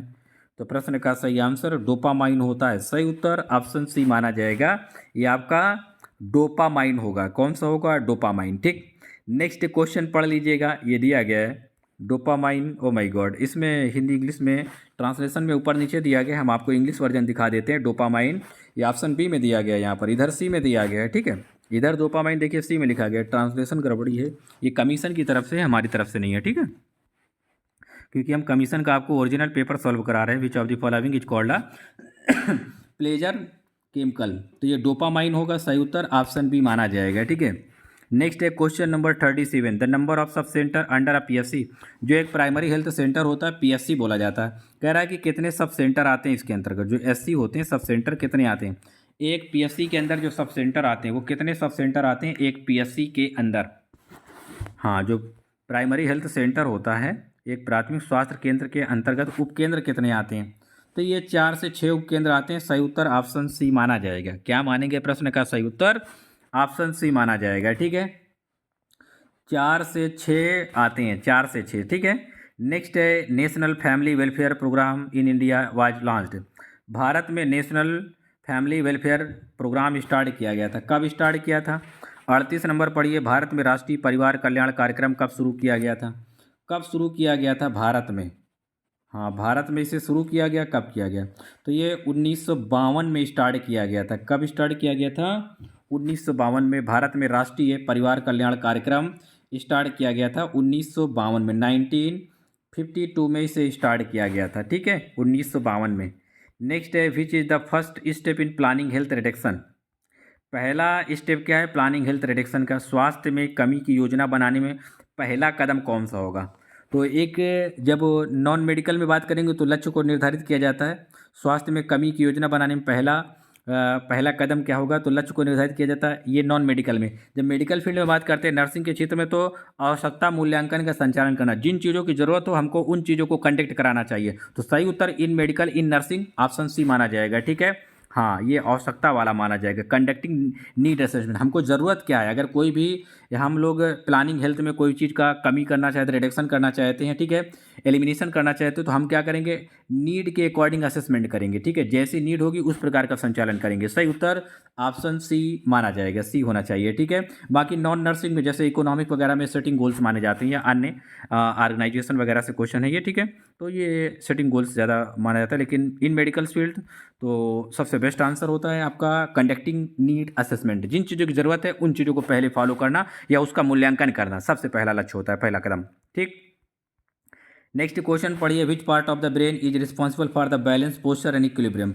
ब्रेन का कौन सा भाग है जो आपका बैलेंस बनाता है, बैलेंस को मेंटेन करता है, पोस्चर मेंटेन करता है, इक्विलिब्रियम मेंटेन करता है? बताइए भाई। मस्तिष्क का कौन सा भाग संतुलन, मुद्रा और मुद्रा के लिए जिम्मेदार होता है, इक्विलिब्रियम बैलेंस वगैरह बनाता है? तो कौन सा भाग होता है? तो ये सेरिबेलम होता है। कौन सा होता है? सेरिबेलम।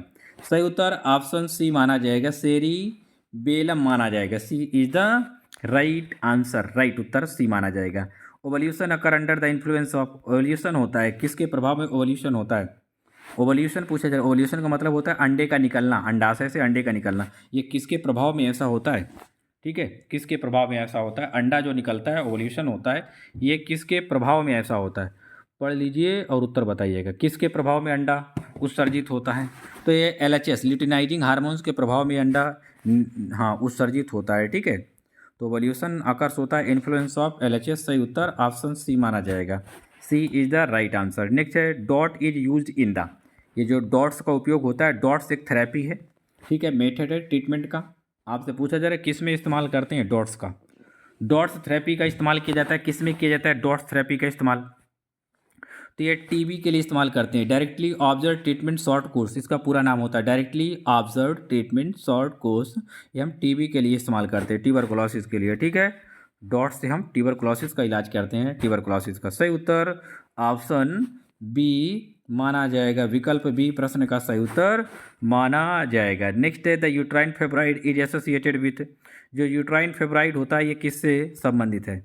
गर्भाशय का जो फेब्राइड होता है ये किससे संबंधित है? ये रहे विकल्प, पढ़ लीजिए और आंसर बताइएगा। यूट्राइन फेब्राइड जो होता है एसोसिएटेड होता है, ये किससे एसोसिएटेड होता है? तो प्रश्न का जो सही आंसर माना जाएगा ये इंडोमेट्रियोसिस से एसोसिएटेड होता है। ठीक है, सही उत्तर ऑप्शन ए माना जाएगा। यूट्राइन फेब्राइड क्या होता है कि यूट्रस में क्या होता है, अनियमित तरीके के सेल्स वगैरह का ग्रो हो जाता है। ठीक है, हाँ, ये इंडोमेट्रियोसिस में होता है। नेक्स्ट है total number of bones in human body. Human body में टोटल हड्डियाँ कितनी होती हैं? टोटल बोन्स, मानव शरीर में हड्डियों की कुल संख्या कितनी होती है? पढ़ लीजिए और आंसर बताइएगा। मानव शरीर में हड्डियों की जो संख्या है, टोटल कुल संख्या कितनी होती है? कितनी होती है हड्डियों की संख्या? तो ये 206 होती है। कितनी होती है? 206। ये उत्तर सही माना जाएगा। ये लिखा है WHO was establish in the year. WHO की स्थापना कब हुई थी? ये लिखा है WHO की स्थापना हुई, तो कब हुई थी WHO की स्थापना? देखिए ये रहा, WHO was establish in year. तो WHO की स्थापना कब हुई थी? पढ़िए और आंसर बताइएगा। WHO की स्थापना हुई थी, तो WHO की स्थापना अप्रैल में हुई थी, 7 अप्रैल 1948 को हुई थी। बी उत्तर नहीं, बी उत्तर सही माना जाएगा। ठीक है, हाँ, WHO वर्ल्ड हेल्थ ऑर्गेनाइजेशन, ठीक है, 7 अप्रैल को ही स्वास्थ्य दिवस मनाया जाता है। ठीक है, हाँ, तो 1948 को हुई थी। ऑप्शन बी प्रश्न का सही उत्तर मानेंगे। नेक्स्ट है मेच्योर ओवम इज कॉल्ड। जो एक मेच्योर ओवम होता है, एक परिपक्व अंडा जो होता है, इसे क्या कहते हैं? 46 देख लीजिए आप लोग। एक जो मेच्योर अंडा होता है इसे क्या कहते हैं, किस नाम से जानते हैं? एक जो मेच्योर अंडा होता है, a mature ovum is called. जो एक मेच्योर ओवम होता है इसे कहा जाता है, इसे क्या कहा जाता है? मेच्योर ओवम को कहते हैं। हाँ, पढ़ लीजिए और आंसर बताइएगा। ठीक है, मेच्योर ओवम को कहा जाता है, आपको बताना है क्या कहा जाता है। पढ़ लीजिए और उत्तर बताइए। मेच्योर ओवम, ये सेकेंडरी ओसाइड कहलाता है। डी उत्तर सही माना जाएगा। क्या कहा जाता है इसे? द्वितीयक अंडाणु बोलते हैं। एक जो मेच्योर अंडा होता है फीमेल का, उसे द्वितीयक अंडाणु कहते हैं। डी उत्तर सही माना जाएगा। डी प्रश्न का सही उत्तर मानेंगे। Normal labour is called, normal प्रसव कहा जाता है। सामान्य प्रसव को क्या कहते हैं? सामान्य प्रसव को, हाँ, ये दिया गया है। सामान्य प्रसव को क्या कहते हैं? 47 नंबर पढ़ लीजिए और उत्तर बताइएगा। 47 का आंसर क्या माना जाएगा? सामान्य प्रसव को कहा जाता है, सामान्य प्रसव को क्या कहा जाता है?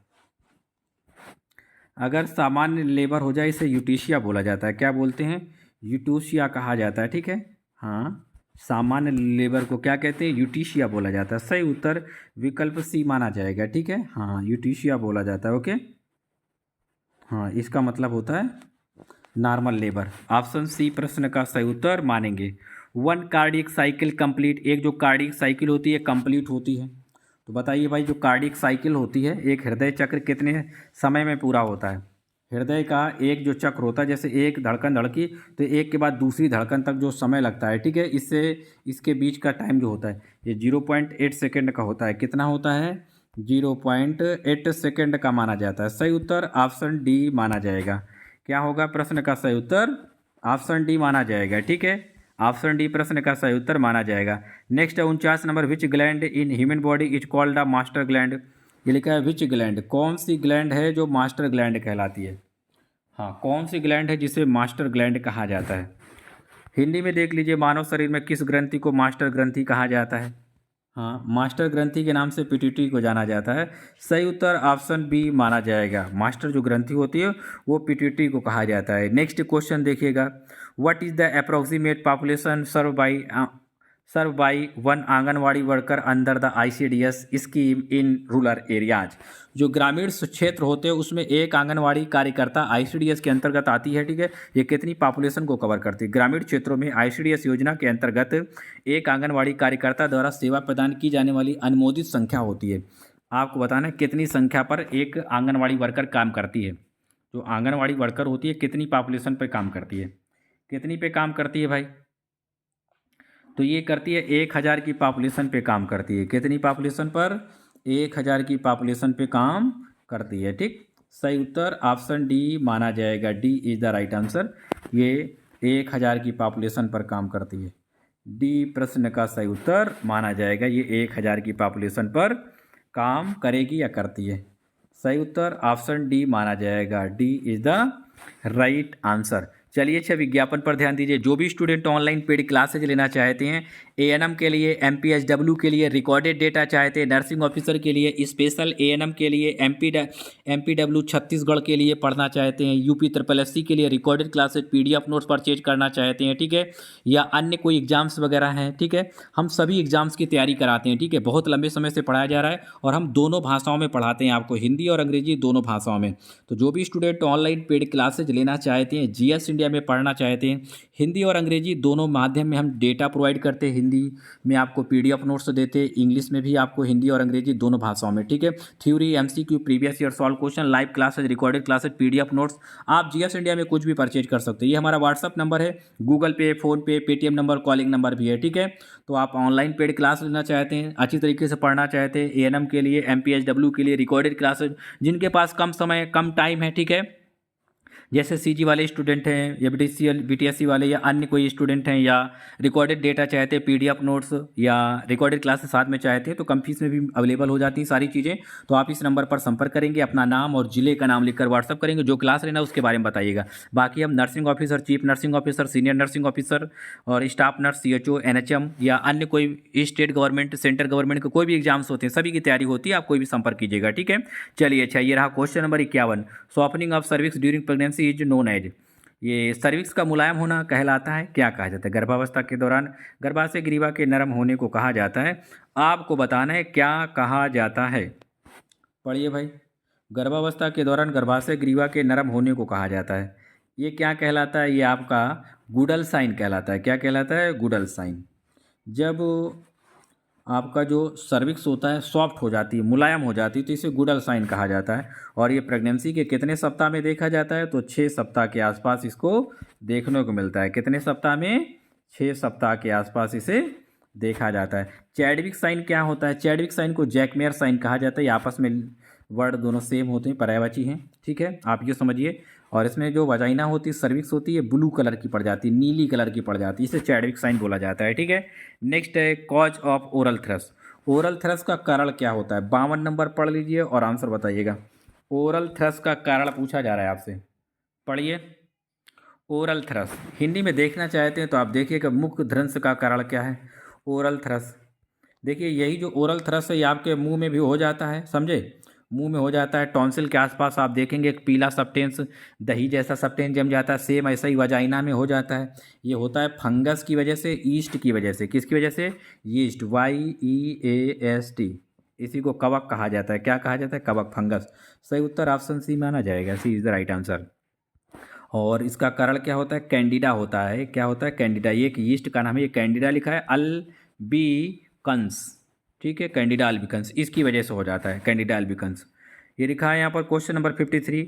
100 ml, ये लिखा है 100 ml of mother's milk contain calorie.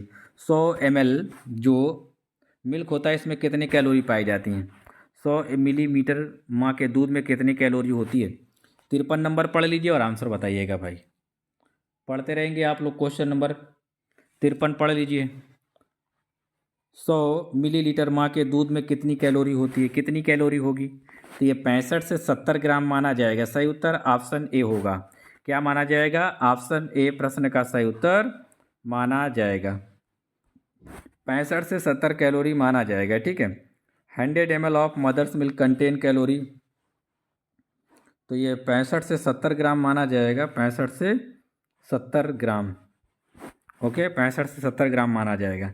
Next है आ स्ट्रक्चर्ड, ये लिखा है a structured assessment of patient behavioural and cognitive functioning is called. एक संरचनात्मक असेसमेंट मूल्यांकन किया जाता है एक पेशेंट का, उसके बिहेवियर का, कॉग्निटिव फंक्शनिंग, जो वो चीज़ें याद करता है, स्मरण करता है, ठीक है। तो वही चीज़ें दी कि रोगी के व्यवहारिक और सेशनात्मक कार्य प्रणाली का संचरित मूल्यांकन क्या कहलाता है? इसे क्या बोलेंगे?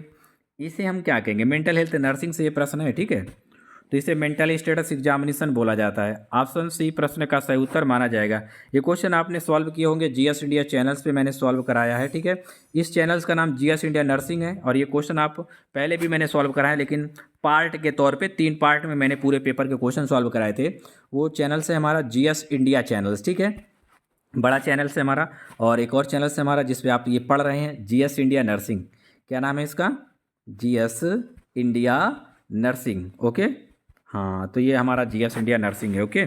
चलिए भाई, तो मेंटल स्टेटस एग्जामिनेशन होता है जिसमें पेशेंट का बिहेवियरल और कॉग्निटिव फंक्शनिंग का असेसमेंट किया जाता है, ठीक है। ये मेंटल स्टेटस एग्जामिनेशन होता है।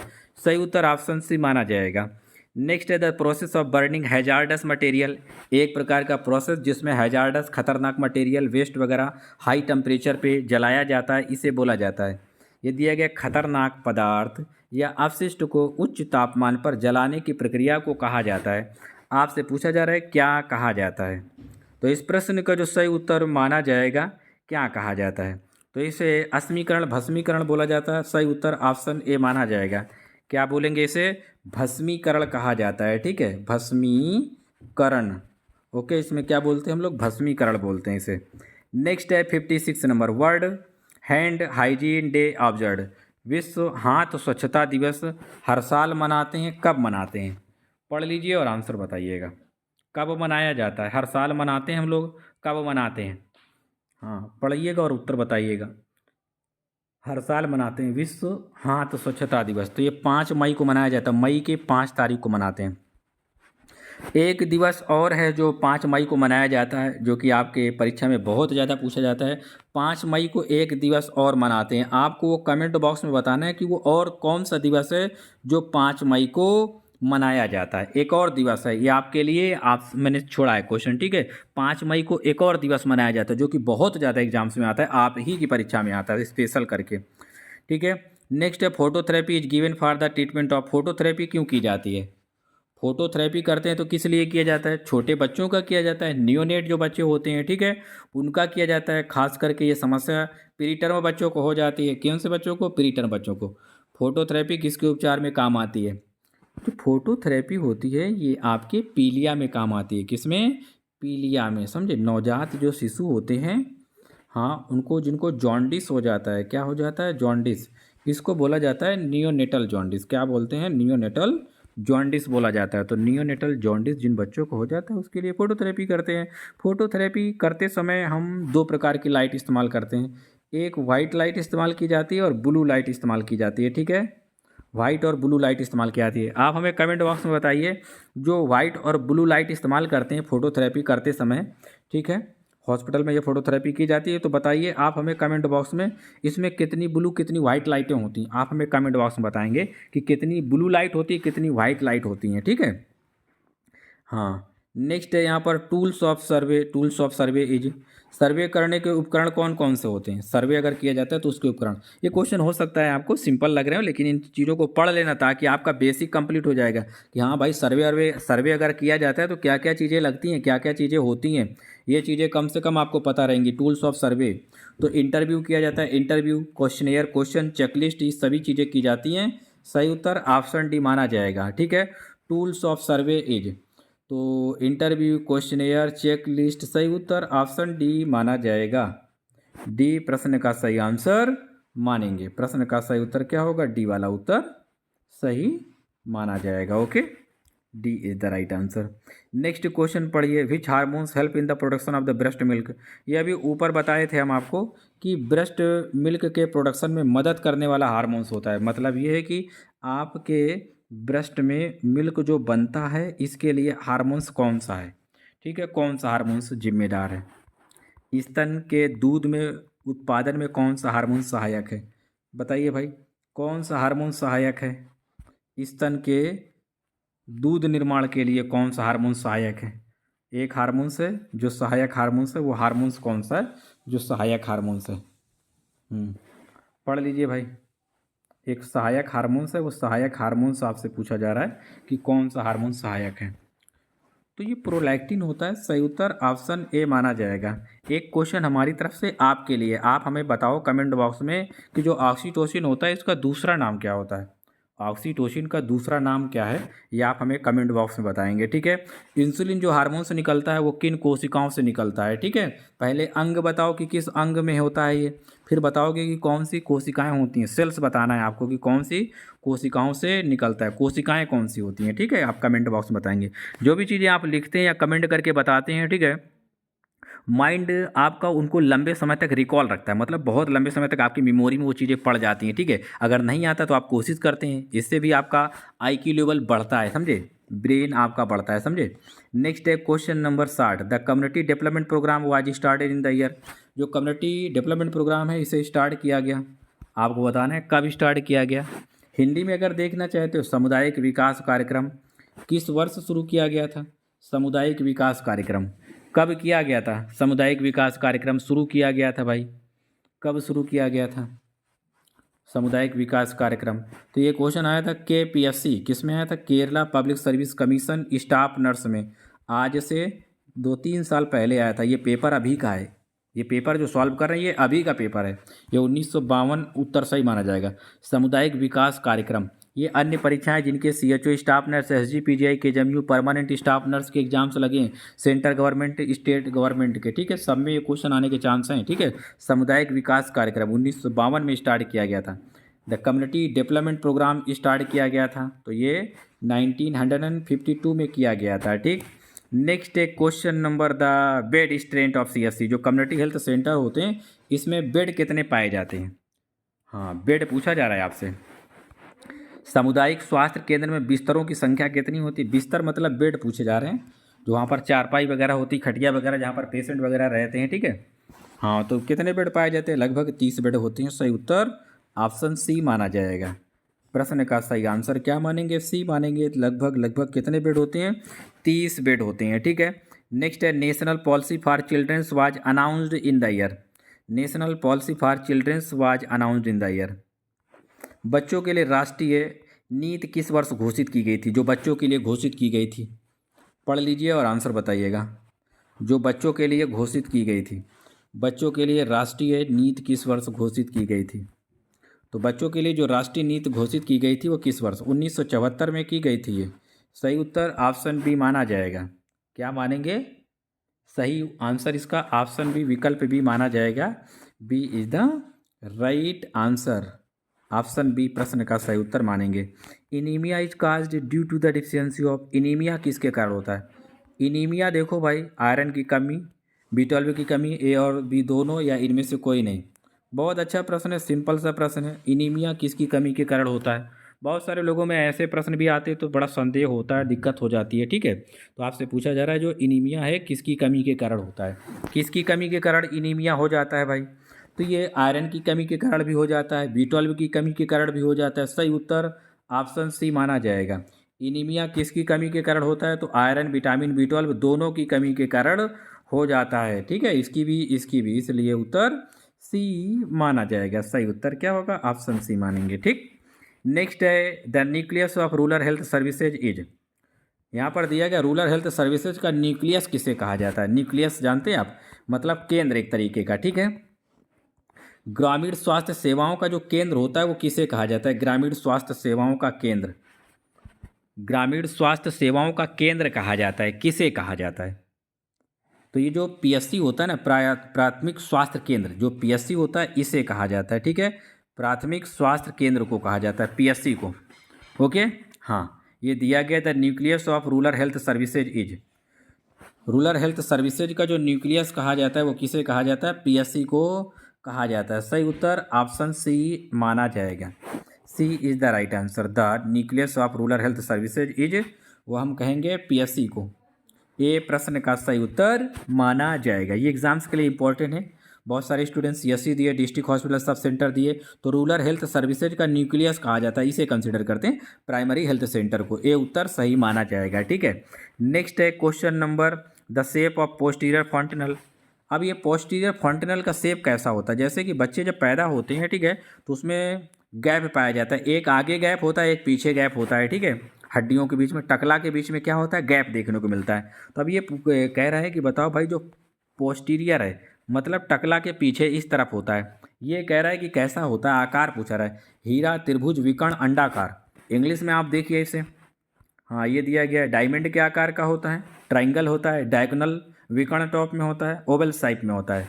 ये कैसा होता है, जो पीछे वाला होता है ये ट्राइंगल त्रिभुजाकार होता है, समझे, कैसा होता है, त्रिभुजाकार। अब यहाँ वाला जो होता है वो डायमंड के आकार का होता है, आगे वाला। पीछे वाला ऐसे होता है, इस तरीके का। तो ये पीछे वाला पूछा गया, पोस्टीरियर मतलब पीछे वाला, तो ट्रायंगुलर आकार का होता है। ट्रायंगुलर मतलब होता है हिंदी में त्रिभुजाकार या त्रिभुज के आकार जैसा, समझे, त्रिभुजाकार या त्रिभुज जैसा। नेक्स्ट है immunoglobulin present in the breast milk. कौन सा इम्यूनोग्लोबुलिन ब्रेस्ट मिल्क में पाया जाता है? कौन सा इम्यूनोग्लोबुलिन है? प्रचुर मात्रा वाला आंसर देना हो। जब आपको इस तरीके के विकल्प मिल जाएं, ये भी सही, ये भी सही, ये भी सही, ये भी सही, तो आपको यहाँ पर वो उत्तर ढूंढना होता है जो सबसे बेस्ट हो, समझे, जो सबसे अच्छा आंसर हो। वो सबसे बेस्ट उत्तर कौन सा होगा यहाँ पर, जो सबसे बेस्ट हो? पढ़ लीजिए और उत्तर बताइए, सबसे बेस्ट आंसर कौन सा माना जाएगा सबसे बेस्ट? हाँ, वेरी गुड, बहुत बढ़िया। स्तन के दूध में मौजूद इम्यूनोग्लोबुलिन है, तो स्तन के दूध में जो सबसे ज़्यादा पाया जाता है वो IgA पाया जाता है, ठीक है। हाँ, सही उत्तर ऑप्शन ए माना जाएगा। बहरहाल पाए तो ये तीनों जाते हैं, A B C ये तीनों पाए जाते हैं, लेकिन इनमें से सबसे ज़्यादा जो पाया जाता है वो ऑप्शन ए वाला माना जाएगा, ठीक है। A is the right answer. Pulse polio is आपसे पूछा जा रहा है, बताओ भाई पल्स पोलियो क्या है? ये रहे विकल्प पल्स पोलियो। ये ऑलरेडी बहुत सारी परीक्षाओं में पहले भी आ चुका है क्वेश्चन, लेकिन ये अभी रिसेंट की परीक्षा 2025 में जो हुई है, अभी 14 सितंबर को जो एग्ज़ाम हुआ है उसमें पूछा गया है, ठीक है। बताओ, आप अपनी स्क्रीन पर देख रहे हैं क्वेश्चन, ठीक। पल्स पोलियो एक तरीके का कैंपेन होता है, क्या है, प्रोग्राम जो दिया गया। पल्स पोलियो क्या है? एक तरीके का कैंपेन है, क्या है, कैंपेन। हाँ, ये एक तरीके का अभियान होता है, हिंदी में क्या बोला जाता है इसे? अभियान बोला जाता है। ये क्वेश्चन तो उठाया गया ऑलरेडी, ये पहले भी आ चुका है एग्जाम में, स्टाफ नर्स, नर्सिंग ऑफिसर जैसे परीक्षाओं में पूछा जा चुका है, ठीक है, क्वेश्चन कि बताओ भाई ये क्या है, ठीक है। तो pulse polio is a campaign, ये एक तरीके का कैंपेन है। सही उत्तर ऑप्शन सी माना जाएगा, C is the right answer. चलिए, अच्छा विज्ञापन पर ध्यान दीजिए। जो भी स्टूडेंट ऑनलाइन पेड क्लासेज लेना चाहते हैं, GS इंडिया में पढ़ना चाहते हैं, सब्जेक्ट वाइज टॉपिक वाइज पढ़ना चाहते हैं, ठीक है, हमारी क्लासेज हिंदी और अंग्रेजी दोनों भाषाओं में चलती हैं, ठीक है। दोनों भाषाओं में एक साथ आपको पढ़ाया जाता है, और बेहतरीन theory classes, MCQ, previous year solve question, ठीक है, सारी चीज़ें आपको दी जाती है। अगर आप ऑनलाइन पेड क्लास में ज्वाइन होना चाहते हैं तो आप इस नंबर पर संपर्क करेंगे, अपना नाम, ज़िले का नाम लिखकर हमें व्हाट्सअप करेंगे, ठीक है। हमारे पास सभी एग्ज़ाम्स के लिए, जैसे आप ANM की क्लास लेना चाहते हैं, ANM के लिए अगर आप ड्यूटी करते हैं, 2 4 5 बच्चे हो गए हैं आपके पास, आपको समय नहीं मिलता क्लास लेने के लिए, ठीक है, या जॉब है, NHM संविदा वगैरह या अन्य कोई काम है, तो आप हमारा रिकॉर्डेड डेटा ANM के लिए, MPSW के लिए परचेज कर सकते हैं, CHO के लिए, स्टाफ नर्स के लिए, नर्सिंग ऑफिसर के लिए आप परचेज कर सकते हैं। आप PDF नोट्स वगैरह ले सकते हैं, ठीक है, CHO वगैरह, स्टाफ नर्स वगैरह जो एग्ज़ाम्स हैं, नर्सिंग ऑफिसर के लिए आप डेटा परचेज कर सकते हैं, PDF notes, recorded classes, live classes, आप कुछ भी परचेज कर सकते हैं, ठीक है। ये हमारा व्हाट्सअप नंबर है, Google Pay, PhonePe, Paytm number, calling number भी है, ठीक है। दोनों भाषाओं में बेहतरीन तरीके से डिजाइनेटेड सिलेबस और हमारे द्वारा पढ़ाया गया है, समझे, और मतलब हमने पढ़ाया है तो बहुत ही अच्छी तरीके से डिजाइनेशन किया गया होगा हर एक चीज़ का, ठीक है, हर एक पॉइंट को बेहतरीन तरीके से समझा गया है। क्वेश्चन नंबर ये दिया गया 68 what is the recommended daily calcium intake for a pregnant women to support healthy bone development in both mother and baby. माँ और बच्चे में, माँ और शिशु में दोनों की हड्डियों की स्वास्थ्य के लिए, स्वास्थ्य के विकास के लिए, गर्भवती महिला के लिए अनुशंसित जो दैनिक जीवन में कैल्शियम की ज़रूरत पड़ती है वो कितनी कैल्शियम की ज़रूरत पड़ती है? माँ और शिशु दोनों की हड्डियाँ मजबूत करने के लिए या इनके विकास के लिए गर्भवती महिला को जो कैल्शियम की ज़रूरत पड़ती है, तो कैल्शियम की जो ज़रूरत पड़ती है वो लगभग 1000 मिलीग्राम की ज़रूरत पड़ती है। सही उत्तर ऑप्शन डी माना जाएगा, 1000 mg की ज़रूरत पड़ती है। कितनी की ज़रूरत पड़ती है? 1000 mg की ज़रूरत पड़ती है, समझे। सही उत्तर ऑप्शन डी माना जाएगा। अब रही बात 1200 mg दिया गया है, क्या सर ये नहीं सही? अगर विकल्प में 1000 ना लिखा होता तो हमारा आंसर 1200 होता, ठीक है। जो 1200 होता है जब कोई माता अपने बच्चे को दूध पिलाती है, ब्रेस्ट फीडिंग करती है, तब ज़रूरत पड़ती है, समझे। हाँ, उस समय पर उसको ज़्यादा ज़रूरत पड़ती है, जब कोई माता अपने बच्चे को ब्रेस्ट फीडिंग कराती है, दूध पिलाती है, तब ज़्यादा ज़रूरत पड़ती है, समझे, उस समय ज़्यादा ज़रूरत पड़ती है। तो 1200 होता है लैक्टेशन। एग्जामिनर क्वेश्चन पूछता है, बताइए भाई लैक्टेशन के टाइम, इसके दौरान, ड्यूरिंग लैक्टेशन, तो लैक्टेशन के दौरान 1200 mg की ज़रूरत पड़ती है लगभग। विकल्प में 1000 ना लिखा होता तब हम मान लेते, लेकिन अगर 1000 दिया गया तो प्रेगनेंसी में 1000 mg रिकमेंडेड किया जाता है, ठीक है, प्रेगनेंसी में 1000 mg रिकमेंडेड किया जाता है। ये रहा क्वेश्चन नंबर 69, ये लिखा है RMNCH+A। ये भी ऑलरेडी हमने सारे प्रश्न पढ़ाए हैं आपको, ठीक है। RMNCH+A प्रोग्राम का आपका फुल फॉर्म पूछा गया यहाँ पर कि पूरा नाम क्या है। हिंदी में देखना चाहती है तो देख लीजिए आप अपनी इच्छा के लिए, लेकिन चीज़ें अंग्रेजी में और अच्छी तरीके से क्लियर हो पाती हैं, आप देख लीजिएगा। देख लिया ना आपने? अब इसे आप देखेंगे इंग्लिश में, देखिए आप इसे। What is the full form of RMNCH+A? हाँ, आपसे पूछा जा रहा है, पढ़ लीजिए और उत्तर बताइएगा। What is the full form of RMNCH+A? RMNCH+A का आपसे फुल फॉर्म पूछा जा रहा है, पढ़िए और आंसर बताइएगा। वेरी गुड, बहुत बढ़िया, सभी लोग पढ़ते रहेंगे और अपने अपने आंसर बताते रहेंगे। Reproductive, maternal, neonatal, child and adolescent health होता है। जो A+ पहले क्या था, ये RMNCH था, बाद में इसमें A+ जोड़ा गया। क्या जोड़ा गया? A+ को या +A। तो इसमें ये जो +A था इसको एडोलसेंट हेल्थ से इंडिकेट किया गया, ठीक है। हाँ, तो ये जो +A होता है ये adolescent health, reproductive, maternal, neonatal, child and adolescent health. आप हमें कमेंट बॉक्स में बताइए प्रोग्राम कब स्टार्ट किया गया था। ये जो प्रोग्राम है ये स्टार्ट किया गया, तो ये कब स्टार्ट किया गया था, ठीक है। हाँ, ये आपको बताना है। नेक्स्ट क्वेश्चन पढ़िए 70 number. Which of the following is a symptoms of the pre eclampsia? Pre eclampsia के लक्षण हैं, प्री एक्लेम्सिया के लक्षण कौन कौन से हैं, पढ़िए और उत्तर बताइए। कौन सा लक्षण होगा, निम्नलिखित में से कौन सी प्री एक्लेम्सिया का लक्षण है? यहाँ पर एक लक्षण है प्री एक्लेम्सिया का। प्री एक्लेम्सिया का लक्षण कौन सा है, ये आपसे पूछा जा रहा है। तो देखिए, प्री एक्लेम्सिया में दो चीज़ें कॉमन होती हैं जो दिखाई देती हैं। क्या क्या देखने को मिलता है? तो जब भी किसी प्रेग्नेंट लेडी को प्री एक्लेम्सिया होता है तो पहला पॉइंट ये है, उसके यूरिन में प्रोटीन देखा जाता है। किसमें? यूरिन में उसके प्रोटीन देखा जाता है। और उसका जो बीपी होता है वो हाई रहता है, ब्लड प्रेशर क्या रहता है, हाई रहता है। हम कहेंगे हाइपर टेंशन देखने को मिलता है। क्या देखा जाता है? हाइपर टेंशन बोला जाता है इसे, ठीक है। हाँ, हाइपर टेंशन देखने को मिलता है, समझे। तो ये दो चीज़ें देखी जाती हैं। क्या क्या देखा जाता है? प्रोटीन यूरिया देखा जाता है और हाइपर टेंशन देखने को मिलता है, ठीक। ये दोनों चीज़ें देखने को मिलती हैं, समझे। तो सही उत्तर विकल्प में हाइपोटेंशन दिया गया था। अगर हाइपर लिखा होता तो वो भी सही होता, ठीक है, तब फिर आंसर कोई बोथ वाला माना जाता। लेकिन प्रोटीन यूरिया दिया गया तो सही आंसर ऑप्शन सी माना जाएगा। यूरिन में क्या होगा, प्रोटीन आता है, इसलिए प्रोटीन यूरिया। हाइपोटेंशन न होकर हाइपर टेंशन होता है जो प्री एक्लेम्सिया में देखा जाता है। आप हमें एक क्वेश्चन का उत्तर देंगे कमेंट बॉक्स में।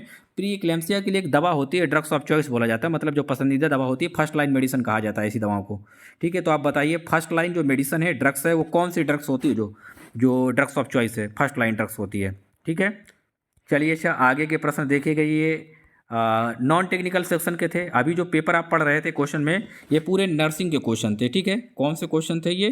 नर्सिंग के टोटल क्वेश्चन ये नर्सिंग से थे, जो कि 70 क्वेश्चन लिए गए थे, 70 टोटल क्वेश्चन ये नर्सिंग के थे, ठीक। अब हम आपको नॉन नर्सिंग के प्रश्न दिखा देते हैं, आप देख लीजिए, ठीक है। हम उनका उत्तर भी नहीं बताएंगे, आपको ज़्यादा टाइम नहीं वेस्ट कराएंगे, आप केवल एक बार जनरल तरीके से देख लीजिए।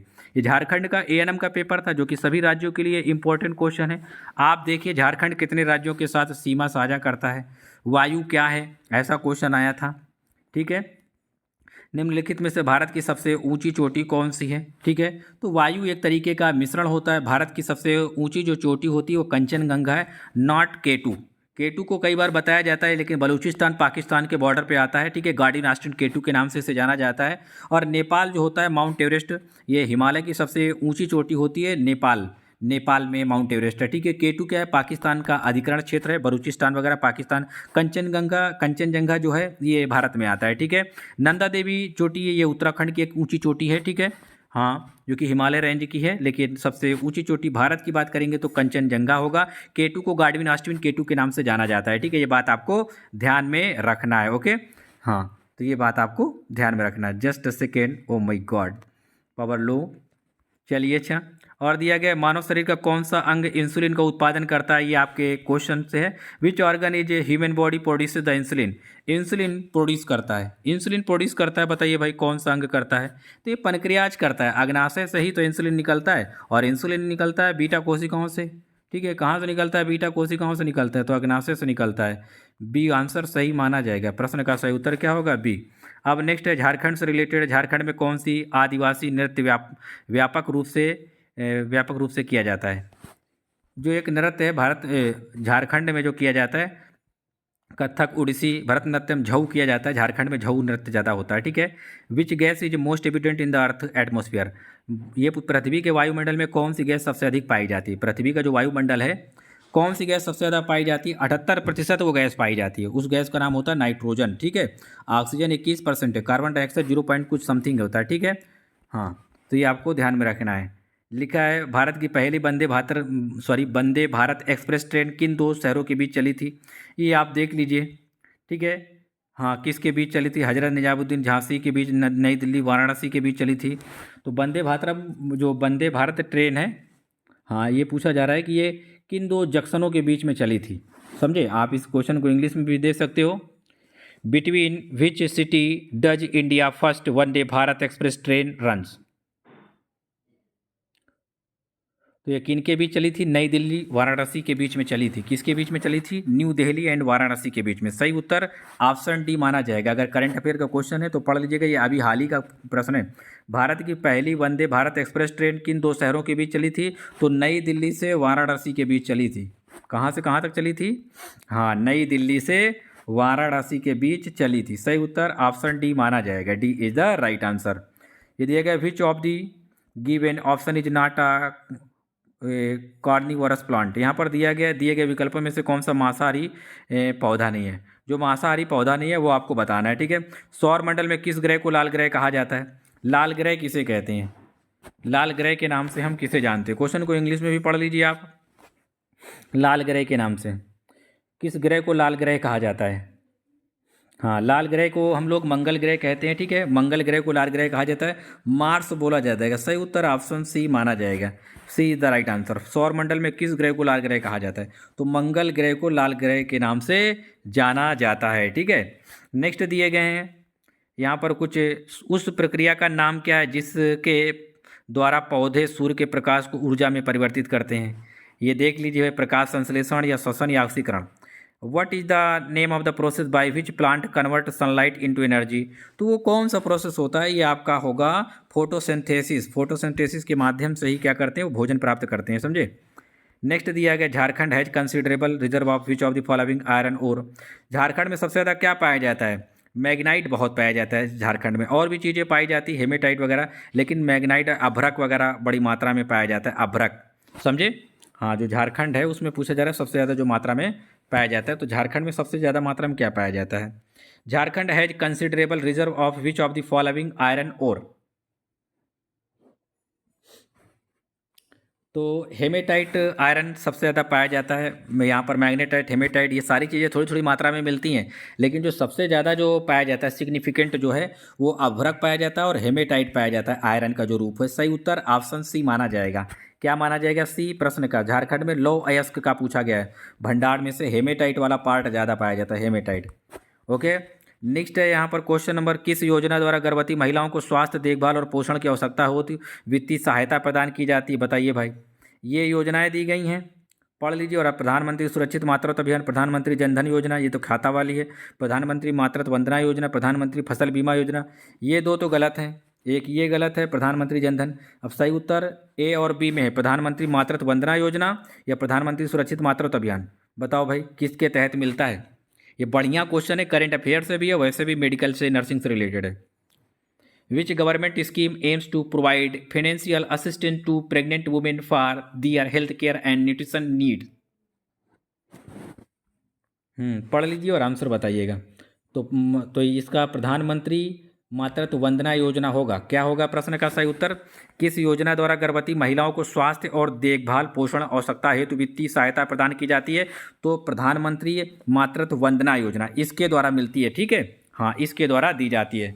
हाँ, इसके द्वारा किस योजना द्वारा गर्भवती महिलाओं को स्वास्थ्य देखभाल और पोषण की आवश्यकता हेतु वित्तीय सहायता, मतलब कुछ पैसा दिया जाता है, तो वो होता है प्रधानमंत्री मातृत्व वंदना योजना। सही उत्तर बी माना जाएगा। बढ़िया प्रश्न है, बड़ा अच्छा क्वेश्चन है, समझिए। करंट अफेयर से है और मेडिकल नर्सिंग से भी है, ठीक। आयरन मैन ऑफ इंडिया किसे कहा जाता है? भारत के लौह पुरुष के नाम से किसे जाना जाता है? सरदार सुभाष चंद्र बोस, महात्मा गांधी, जवाहरलाल नेहरू। समझदार के लिए इशारा काफ़ी। बताइए भाई किसे जाना जाता है? भारत के लौह पुरुष के नाम से जानते हैं, सरदार वल्लभ भाई पटेल को जाना जाता है आयरन मैन ऑफ इंडिया। सही उत्तर ऑप्शन बी माना जाएगा, ठीक है। नेक्स्ट है which is the largest desert in India. Bharat का सबसे बड़ा रेगिस्तान कौन सा है? भारत का सबसे बड़ा रेगिस्तान, तो थार रेगिस्तान भारत का सबसे बड़ा रेगिस्तान है। सही उत्तर ऑप्शन ही माना जाएगा। राज्यसभा के सदस्य का कार्यकाल कितना होता है? जो राज्यसभा का सदस्य होता है, ठीक है, what is the term of member the Rajya Sabha? 6 साल का होता है। राज्यसभा के जितने भी मेंबर्स होते हैं ना, इनका जो कार्यकाल होता है 6 वर्ष का होता है, ठीक है। हाँ, बाकी झारखंड से लिया गया क्वेश्चन है, देख लीजिए। झारखंड विधानसभा में विपक्ष के नेता कौन है? भारतीय रिजर्व बैंक, हाँ ये लिखा है भारतीय रिजर्व बैंक के वर्तमान गवर्नर कौन है? तो ये पूछा जा रहा है आपसे यहाँ पर, who is the current governor of reserve bank of India? तो संजय मल्होत्रा हैं। कौन है? संजय मल्होत्रा। वर्तमान में आरबीआई के जो गवर्नर हैं, वर्तमान में आरबीआई के गवर्नर वो संजय मल्होत्रा हैं। कौन है? संजय मल्होत्रा। बाकी देख लीजिएगा यहाँ पर, ये क्वेश्चन में पूछा गया है, वर्ष 2024 में कोयले का सबसे अधिक उत्पादन किस राज्य में हुआ था? तो किस राज्य में हुआ था? तो ये आपका जाना माना आंसर होगा, ठीक है। सबसे ज़्यादा उड़ीसा में हुआ था, समझे। हाँ, उड़ीसा झारखंड में होता है, समझे, तो उड़ीसा में सबसे ज़्यादा हुआ था। और झारखंड का भौगोलिक क्षेत्र पूछा जा रहा है, ये सब जीके के प्रश्न है, ठीक है। कौन सी गैस ग्रीन हाउस गैस नहीं है? एक गैस है जो ग्रीन हाउस गैस नहीं है। Which one gas is the green house gases? आपको इतना पता होना चाहिए कि ग्रीन हाउस गैसेज कौन कौन सी होती हैं, ठीक है। हाँ, तो ग्रीन हाउस गैसेज में आपका कार्बन डाइऑक्साइड आता है, जलवाष्प आता है, ठीक है, मेथेन आती है, नाइट्रस ऑक्साइड। तो यहाँ पर कार्बन डाइऑक्साइड ये ग्रीन हाउस गैसेज है, CO2, मीथेन, CH4 ये भी है। जलवाष्प को वाटर वेपर कहा जाता है, लेकिन नाइट्रोजन ग्रीन हाउस गैस के अंतर्गत नहीं आती, ठीक है। नाइट्रोजन ग्रीन हाउस गैसेज नहीं है। अब रीजनिंग से क्वेश्चन थे, ABC बहनें हैं, D E का भाई है और EB की बेटी है, तो AD से किस प्रकार संबंधित है? आप लोगों के लिए प्रश्न है, होमवर्क है, आप इसे कमेंट बॉक्स में सॉल्व करके देना। क्वेश्चन नंबर 91 का रीजनिंग का उत्तर क्या होगा, ठीक है। हम सभी के प्रश्न का इवैल्यूएशन करते हैं, देखते हैं कि आप क्या उत्तर देते हैं। ये दिया गया नंबर सीरीज से AZBYCXDWEV इसका प्रश्न का आंसर होगा, लेकिन EB होगा, FU होगा, EX होगा, आप हमें कमेंट बॉक्स में बताएंगे, ठीक है। ये नंबर सीरीज थे, question find the next number, लेकिन बहरहाल इसका बता देते हैं आपको। ये तो क्वेश्चन ऊपर वाला सॉल्व करना, AZBYCXDWEV सही उत्तर ऑप्शन ए माना जाएगा, ठीक है। सिंपल सा प्रश्न था, ठीक है। ये रिवर्स किया गया है, हाँ, एक रीजनिंग का पैटर्न होता है, उससे फॉलो किया गया। ये लिखा है 3, 6, 11, 18, 27। आपको बताना है कौन सा नंबर आएगा। ये आप दिमाग से अपने सॉल्व करेंगे तो ज़्यादा बेहतर रहेगा, ठीक है। आप कमेंट बॉक्स में बताएंगे। श्रृंखला में अगला अंक ज्ञात कीजिए आप। थर्मामीटर से तापमान मेजर करते हैं, ग्लूकोमीटर से क्या करते हैं, ठीक है। हाँ, ग्लूकोमीटर से क्या ग्लूकोज मेजर करते हैं, बॉडी रेजिस्टेंट क्या करते हैं, तो आपको बताना है। जो ग्लूकोज, हाँ, ग्लूकोमीटर होता है, हाँ, ग्लूकोमीटर इज यूज्ड फॉर, आपको कमेंट बॉक्स में बताना है। तो ग्लूकोमीटर से हम लोग क्या करते हैं, इससे ब्लड शुगर मेजर करते हैं। क्या करते हैं? ब्लड शुगर मेजर करते हैं। D उत्तर सही माना जाएगा। ये रीजनिंग दिया गया है, आप देख लीजिएगा। हिंदी में आप देखिए, किसी विशिष्ट कूट भाषा में प्लांट को QMBOS लिखा जाता है, उसी कूट भाषा में ग्रीन GREEN को कैसे लिखेंगे? तो आप सॉल्व करके कमेंट बॉक्स में बताएंगे। क्वेश्चन नंबर लिख के बताना है आपको कि हाँ फला फला क्वेश्चन नंबर है। ये दिया गया, निम्नलिखित में से किसे कंप्यूटर का मस्तिष्क कहा जाता है? कंप्यूटर का मस्तिष्क किसे कहते हैं?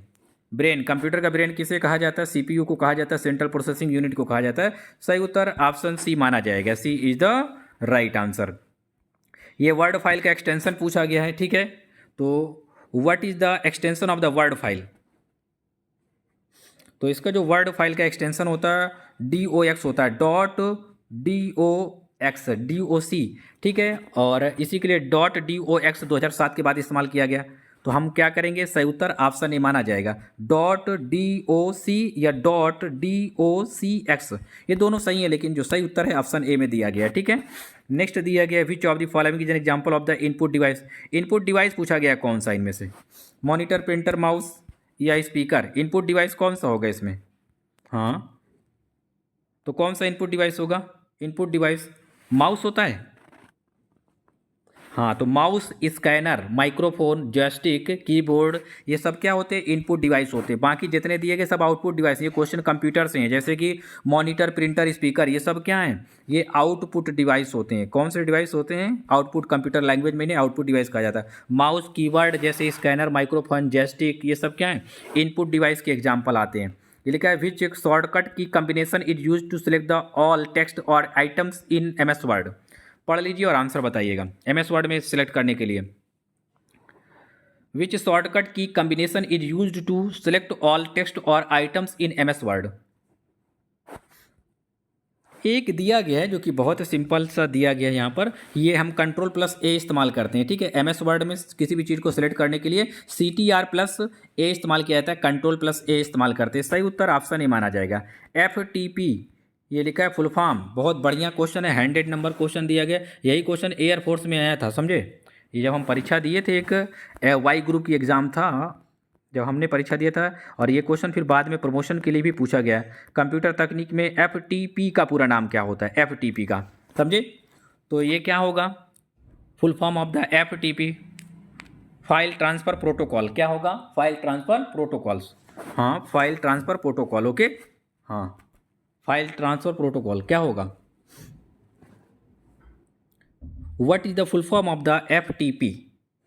हाँ, इंग्लिश में आप देख लीजिए, फाइल ट्रांसफ़र प्रोटोकॉल होता है। क्या होता है, फाइल ट्रांसफ़र प्रोटोकॉल। सही उत्तर ऑप्शन ए माना जाएगा। तो ये थे कंप्यूटर के प्रश्न जो कि हरियाणा के एग्जाम पे, MPW के एग्जाम में, अन्य बहुत सारी परीक्षाओं में ये क्वेश्चन पूछे जाते हैं, आते हैं, ठीक है। तो ये जितने भी प्रश्न हमने पढ़ाए ऑलरेडी, हमने, आप हमारे सभी चैनल्स देखते तो आपको पता चल जाता। GS India channel, GS India nursing channel, GS India research centre, अगर आप सभी को पढ़ लेते तो आपका कोई भी क्वेश्चन बाहर ना जाता, क्योंकि जैसे हम क्वेश्चन पढ़ाते खास करके एग्जाम बेस्ड होते हैं। ANM वगैरह में तो हमारा डाटा पूरा मैच कर जाता है, समझे। ANM के एग्जाम है, जैसे MPSW के एग्जाम्स हैं, CHO के एग्जाम्स हैं, स्टाफ नर्स के एग्जाम्स होते हैं, जैसे UPPSC परमानेंट स्टाफ नर्स के एग्जाम्स होते हैं, ठीक है। तो हमारा डेटा एग्जाम्स में खूब आता है, बड़ी मात्रा में पूछे जाते हैं। तो अगर आप कोई भी स्टूडेंट ऑनलाइन पेड क्लासेज लेना चाहता है, स्टाफ नर्स, CHO के लिए, नर्सिंग ऑफिसर के लिए, रिकॉर्डेड क्लासेज MPW के लिए, PDF नोट्स हिंदी और अंग्रेजी दोनों भाषाओं में बेहतरीन तरीके से आपको डिजाइनेटेड सिलेबस मिल जाता है। आप इस नंबर पर संपर्क करेंगे, अपना नाम और जिले का नाम लिखकर हमें व्हाट्सअप करेंगे। तो अब क्लास आपकी कंप्लीट हुई पूरे 100 के 100 क्वेश्चन आपको 100 में से 100 क्वेश्चन पढ़ा दिए गए। कंप्यूटर के क्वेश्चन ये इंपॉर्टेंट है, आप देख लीजिएगा, इनको अच्छी तरीके से पढ़ लीजिएगा। और इन्हीं शब्दों के साथ हम अपनी वाणी को विराम देंगे, ठीक है। जो भी स्टूडेंट PDF नोट्स, कंप्यूटर या अन्य चीज़ें वगैरह, क्लास वगैरह लेना चाहते हैं, रिकॉर्डेड क्लासेज, PDF नोट्स, वो स्टूडेंट को नंबर दिया गया है। आप इस नंबर पर अपना नाम और जिले का नाम लिखकर हमें व्हाट्सअप करेंगे, ठीक है। व्हाट्सअप नंबर है Google Pay, PhonePe, Paytm number, calling number, ठीक। Okay, bye, take cares, bye, जय हिंद, see you, bye, take cares.